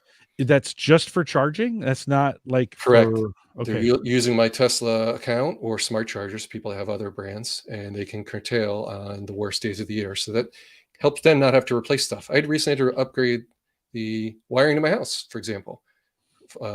Electric company pays for that, right? My voltage was sagging a little in the summer. Lived here 27 years. People install air conditioners. They move from 100 amp to 200 amp panels. Gradually, the transformers get old, and I have 2 electric cars in the garage. That wasn't the reason, but it's been sagging for years where I was starting to dip below 110 volts for hours, and that could start to be a problem for certain electronics and stuff. So I reported it, and they replaced the wires to my home. They put a new meter in the house, and now they had to replace a transformer across the street and some wires along the poles. Yeah. And I'm like, by the way, if more people get electric cars, yeah, it'd be interesting if we all charge all at the same time. But more important, why don't you just motivate me to charge after hours when it's actually beneficial to the power company to use electricity? And so, yeah, it's, and solar's part of that. If you don't really need a battery, if your power company will pay you for a meter that runs in reverse, right? If you can generate during the peak and then they credit you, would offset you on your bill. Luckily, I'm in one of those states that can do that. But now my wife would have to decide, does it make sense to do that where we're living and how long are we living here and all that? Do you know where you're living the next 5 or 10 years, Jim? I know you're talking about that. Right here. No, we're staying here. You're staying there. Okay. Yeah. Cost of living, all that, cost of construction materials, not a great time to try to build something. Right now, it's not a time to move. I had to have that conversation with Sarah the other day. I was just like, this is not the time to move. Let's just hang tight. We'll be fine. And I think there's some great things we can do here. So we'll have to see. But we have OPPD, our electric company, does a little bit like that, except for air conditioners, because air conditioners, so we run them so hard, and so for in the summer here, right in the Midwest. Interesting. So they put a meter on there that spins the air conditioner down on the hottest days, and they can, with enough homes doing that, they only allow them to run for a certain time period, and they say, hey, you'll never notice the difference. We're just being smart about when they run. They get enough energy savings that they don't have to put in a whole nother power center to make this thing work. And so it's, to me, that's kind of cool. You're like, and during the summer, I never notice. And they say it's going to be between like 7 and 15 days this summer. And so you'll never notice. And I think that's kind of cool energy management, that they're doing that kind of thing during this peak, because everybody's just running their air conditioners full blast on the hottest days of the summer, right? And then I mentioned this on another show, but our electric company is starting to put in big solar farms. So instead of incenting household solar energy, you can buy shares in their solar farm, and then they discount your bill. So help them build these farms. And in some ways, solar farms may be more efficient than onesie twosies solar panels on houses. Yeah. I agree. My gut also tells me, though, if you're planning on living somewhere 20, 30 years, is there a contract? Will it last your whole life? Will it last the lifetime of the house? Is it transferable? I don't know. Right. It's kind of like the risk of Insteon, right? You're buying into something. Yeah. And and that can be a problem with solar as well, especially if you lease solar and you try to sell the house. There's also those things to think about. Right. I happen to just be showing on my screen the sign-up process for people in Connecticut, but look up whatever state you live in, and there might, if you own an EV already, you might have some sort of program to sign up for where you can save some money at night. And this one scared me a little because it's Clear Result that Eversource partnered with. And then you have to provide, basically you're working with 3 different companies to get your cars hooked up so that an API can be talked to so that they can curtail the charging at night. And that's a little bit more complicated than it should be. And then when I went to sign up a second car, you had to clear your cookies or open up a different browser because the original one wouldn't let me add a separate card of the shopping cart. That kind of nonsense, right? Little rough start there. But hey, the payoff is hopefully hundreds a year by the end of this year. So, but lots of states, have those kind of things. So I would encourage people that are listening to look into that. Yeah. And Jim, I guess if some of your audience is new, if they could follow me at Paul Braren, I love interacting with people about anything on Twitter, the happy stuff. A lot of the topics I talked about, that's what I tweet about, not so much politics or other miseries of war or whatever. So Tinkertry, TINKERTRY.com. If you want to check it out, it's just one you should have in your favorites. And it's not like he's got something new every day, but when he does post something, it's pretty important. So you might want to get out there, get that done. Paul, thanks for spending some time with me tonight. Give me a little extra time too. I always appreciate our conversations, and always appreciate the just the wisdom that you bring to what we do here. And thanks for coming on tonight. I appreciate Well, thank you, Jim. Thank you for having me. I hope things continue to grow all over the country, including Electrify America, all over the state you live in, Jim. it. I hope I hope direct sales of Teslas are allowed in your state. In mine, it's still a No, 7-year fight. Still, yep, you're nodding your head. nope. That. Who knows if that'll make it to the Supreme Court one day? But Yeah, it's yeah. getting We silly. have to buy it in Iowa. So Now there we are live on the border, so yeah, okay. but So you it's got to not a go to big deal Iowa. for you. Yep, No, yep. no, it's not. But these, yeah, so I don't mean to scare people away, right? I'm just a straight talker on the Yeah, yeah, challenges with yeah. EVs. It doesn't mean I'm saying, oh, you should. If someone's on the fence about an EV, go test drive it. Do what try that EV decider and give me feedback. I love to hear how people do if it actually help them out, right, in their journey to figure out, does it make sense? The biggest one, home charging. If you can plug in your garage or pay an electrician $500 to add an outlet in your garage, a 240-volt outlet, it's called, NEMA 1450, that's your first step. If that's like $500 away to have that installed in your garage, that's what you're telling your significant other. If we get that installed, you never have to go to a gas pump again. You keep your hands clean. Your car's ready to go every morning. You don't have to do the calculus. Your car is full when you leave. That's what was big for my wife. So that's the first thing to research, I would say, for people. Can you charge at home? That's going to be your secret to EV success and happy ownership. So you don't have to think about it in the winter, right? The car's just ready to go. I like it. I like it a lot. Any brand of car. Yep. Yeah. Thank you. Well, The same outlet will work on any brand too. That's the good thing. You pay an electrician once. it's getting a lot better that way, right? Yep. You can just put it in, and then you can just swap out the connectors or the cables or whatever you need. So good. Well, Paul, thanks for coming out tonight. Just a couple reminders on our way out. One, if you've made it this far, you're awesome. The endurance. I'm at a standing desk. I'm feeling it. I got my Are you? a little bit of motion here. Talking with my arms. My knees hurt after standing for an hour or two because I stand at work. I alternate. And, Yeah, I don't do it all day. Yeah. I go back and forth, but I can stand all morning, but then I go to sit down at lunch and I'm like, oh, and I can feel it. You can feel it in your knees. Well, good for you for standing up. If, a couple things, big thanks to Christian. Of course, Maple Grove Partners, they kind of run everything that we do from an infrastructure standpoint, get secure, reliable, high-speed hosting from people that you know and you trust. MapleGrovePartners.com. If you're thinking of starting a site, and who shouldn't have their own website at this point, check out MapleGrovePartners.com. Plans start as little as $10 a month. We are live every Thursday, and if you want to continue this conversation in the Discord group, head over to the theaverageguy.tv/Discord or leave us messages. HomeGadgetGeeks.com. If you got a question about the show, whatever, you can leave us a voicemail there. We are live every Thursday, 8 p.m. Central, 9 Eastern. Erin Lawrence is next week. She's going to come on. She has been on fire with her reviews, and I think she's going to bring some pretty cool stuff. So you're going to want to join us live. You're going to want to join us live for sure next week, next Thursday. And then on the 19th, got a new guest. I got another entrepreneur who's doing some cool things with sound and connectable whole home speakers. I think it'll be pretty interesting. He's trying something new. So that'll be I think that's the 19th. Thursday nights, 8 p.m. Central, 9 Eastern, out here at theaverageguy.tv live. If you're listening live, thanks for coming out. We'll do a little bit of post show. With that, we'll say goodbye, everybody. Bye. Oh, Paul, thank you.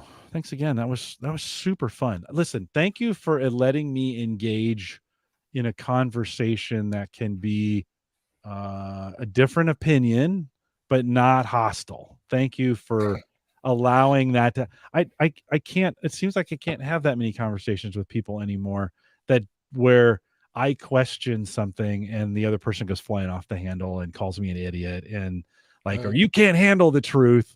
And then, walks away. And I appreciate the dialogue. I appreciate you being willing to dialogue with me on a very reasonable level. So thank you for saying that, because tonight I got a little not happy with myself and how I reacted, where I said, I think, I disagree. I think you're wrong. I love it. I don't do that normally, but I got a little spicy there, but yeah, I regretted it afterward because I realized what you were saying was a little different than what I was thinking you were saying. So you cleared it up. I'm like, oh, he didn't say what I thought I was objecting to. Don't listen. But, no. There was nothing I love I love it. I've spent the last 3 years spending time with my daughter, who tells me I'm basically wrong in every conversation. right? Okay. And then we go, okay, let's talk about this. Like, why? And we have these great conversations and go back and forth. And then I go, yeah, you know what? You could be right about that.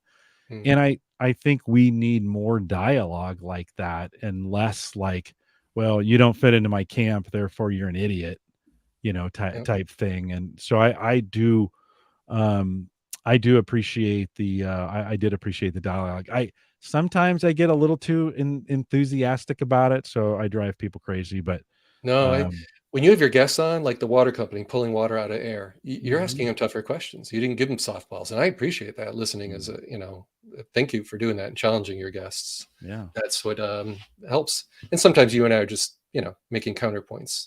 Um, Yeah. just, Well, and just I'm not necessarily a Tesla fanboy. And so I want to push the other side of the conversation to be like, sometimes we paint it as sunshine and rainbows, but it's not always. and that's And the so point I of just it. like to Yeah. bring, yeah, Yep. just bring the other side of the point. Yeah, I mean, the whole fanboy thing, when I hear like people call that for Supermicro, well, they're the only one that made a ZND motherboard that had a mini tower. Nobody else Right, made it, so I right, got pegged right. as the Supermicro Yeah, fanboy for yeah, 5 years. But you know what? yeah, The product worked well for 5 yeah, years. Yeah, I yeah, guess you'd call me that. yeah. Tesla's worked very well for me. Do I know that? Am I unaware that some people despise Elon for a variety of reasons? Yeah, he paints a bullseye on himself. He He really toots some does. really dumb stuff He really for a very smart guy, right? But I also know that does. Mary Barra and the crap she throws out saying GM is a leader when she only made 24 EVs is what they Right. delivered last quarter last year. Yeah. I'm sorry, but she's lying, and Right, that's not where I right, want to put my money into the local right. dealership that'll gouge me. Yeah, And some of those companies are yeah, circling the drain, like the big ones. So we hinted at that. I think it's gonna be carnage ahead in Detroit. It's yeah, China that they should worry about. yeah, yeah. Yeah, No, just like there's no American car maker right now that's even close on that's any of these that's frightening a little for things. what could happen. Yeah, I Well, but hope. it always goes in cycles. It Yeah. always goes in cycles, and You remember so, the '70s, the rise of Japan, right? And here they are, they're not making electric cars. Honda and Toyota lagging at electric cars. I know, I I'm know. like, I would expected them to be first, but Yes. I bought Civics for 30 years, Jim. I So, know. Well, I you know. and I drove Yeah, a we loved it, so hybrid it's that it's disappointing. Yeah, Honda should have been in a better place than they are now. yeah, yeah, They were headed that direction. I thought they would. Are they? No. yeah, no, it's They're weird. not. No. Anyhow, but I find it exciting too, like learning Yeah. about heat pumps. Why do I care about heat pumps? Oh, it's in my car, and it's in homes in the future, and it's something I might need, and I already bought one for my shower water. I love that. I learning the tech, like, it's the same technology in all three.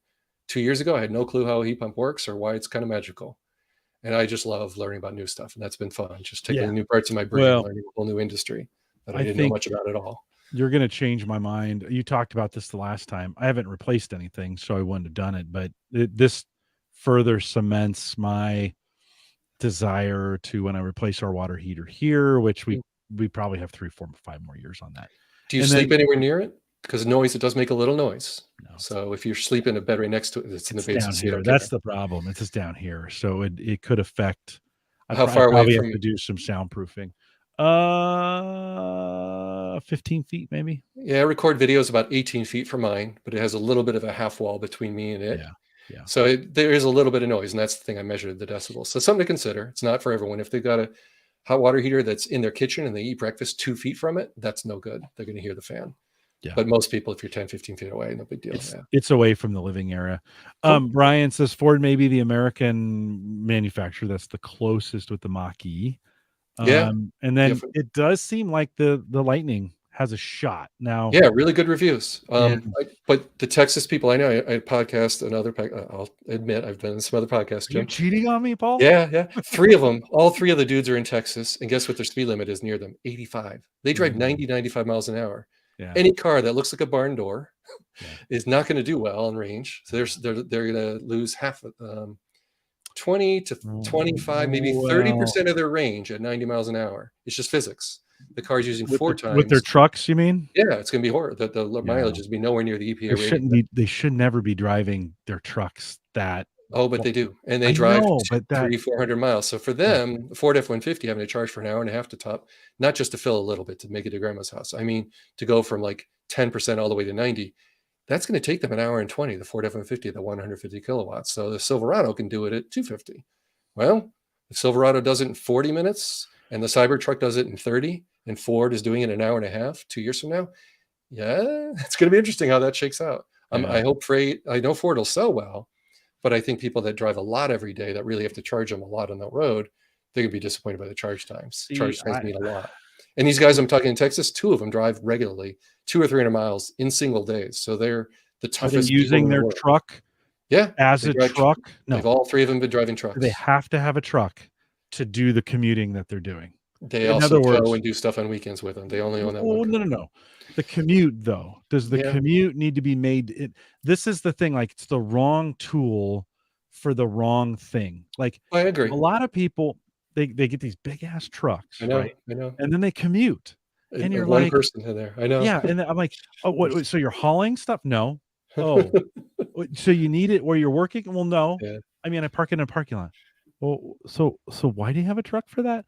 Why wouldn't you have a commuter car that gets 30, 40, or is an EV for your long hauls? And then the truck does its job when you haul stuff. Like, look at an electric truck can do some amazing things Yeah, as a truck, like yeah. more Power your torque, house more and power. Like, you don't, in a lot of cases, the work that we do with trucks is short haul stuff, right? And so you're like, that's a perfect, having an EV truck is a perfect tool for those kinds of things, but not a commute where you're going 90 miles an hour. That's yeah. dumb. No, I Like, know. that's And just dumb. I know, I know. Like, But that's it's dumb with also gas. but if Like, you're gonna succeed in a state like Texas where the speed limits are that high, even your sedan's gonna suffer at those speeds. So they will when they look at the EPA sticker, I'm just yeah, warning them, ignore the EP sticker. It's meant for about 65, 70 miles an hour in decent yeah. weather. It's not meant for 35 Fahrenheit doing 95 in the winter. That's gonna be you're gonna lose 30, But it's 35% of the still battery. better. Still It's better than gas, Yeah, but they're not gonna right. go as far between Yeah. stops, No, and right that's a on, big deal to right them, on, yeah. right on. No, right Anyhow, on, but right on. I just no, think this it's is dumb. I think it's truck Texas, owners. Jim. Good luck. I go in that podcast. There's all 3 of them are driving trucks in Texas, and I'm the No, I EV here know, and it just is driving like, a very low sedan, right? it's The just like, opposite of that. what did you do? And I get it. It's a status symbol, and Yeah, it's a whole I thing get there. listen, Yep. I get it. I get it. It's just like, listen, if if if you're buying a truck, an EV truck, because you think it's a better energy thing, like, that is so wrong thinking. Like, Well, you're like, it's a so tool. there's a detailer who, let's see, people that detail, their whole business is their truck, right? They're waxing cars, they're driving Yeah, around yeah, yeah, 80, yeah, 90, 115 miles each day. yeah. Perfect use case. Yes, totally. They're 1/4 of the energy in Connecticut, if they live in, Yeah, Texas, 1/8 of what their gas bill would be yeah, running that, truck, and I've met people like that. They're yeah. super eager to get a Cybertruck or Oh, for whatever. sure, They totally get it that, for "Oh, I sure. drive," they drive 20, Yes. 30,000 miles a year, no brainer. Yep. But you're right, if they're driving solo and has nothing to do with the business and they're just sitting in a giant truck, yeah, physics is not on their side, they're eating up a lot of electricity. There's I'm driving Dallas to Houston, and just in my truck, just 'cause. One person, because I gotta show up in this truck. And you're like, "No, that's dumb," All you right, know? Jim, I see. This is still going on YouTube, isn't it? The uncut video still gets It this whole is. Yeah, thing. yeah, Yeah, yeah. yeah. So you didn't say anything too crazy yet, Jim, but you've No, offended no, all of no. Texas. There you go. That's okay. They don't like me anyways. Oh, oh.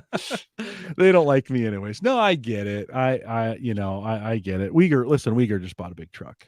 And so he bought the Silverado, the gas version. And so, yeah, I get it. No, it's just one of those things you got to think about. You're just kind of like, are we using the right tool for the right job? And then going EV doesn't really change anything from a truck perspective, right? Because you're right. Those aren't, well, even the Cybertruck is not that aerodynamic. It's still Heck, kind of boxy, yeah, and I there's mean, it's actual better, but not. as crazy as it looks, the laminar flow and the wind tunnel is still a lot better than Yeah. Oh, Silverado for and sure. Oh, Titan. for sure. No, for So sure. so as For crazy as that sure. design looks, there's Yeah. definitely reasons. It's Yeah. about No, mass right producing on. it Right cheaply, on. decent Yeah. wind tunnel testing. But Yeah. yeah. Yeah. Anyhow, If we ever see. All right. Let me let the live folks go before I get in real trouble here. We'll see you guys next week. Aaron Lawrence is coming out, and guys, thanks for staying around this long. We'll see you next.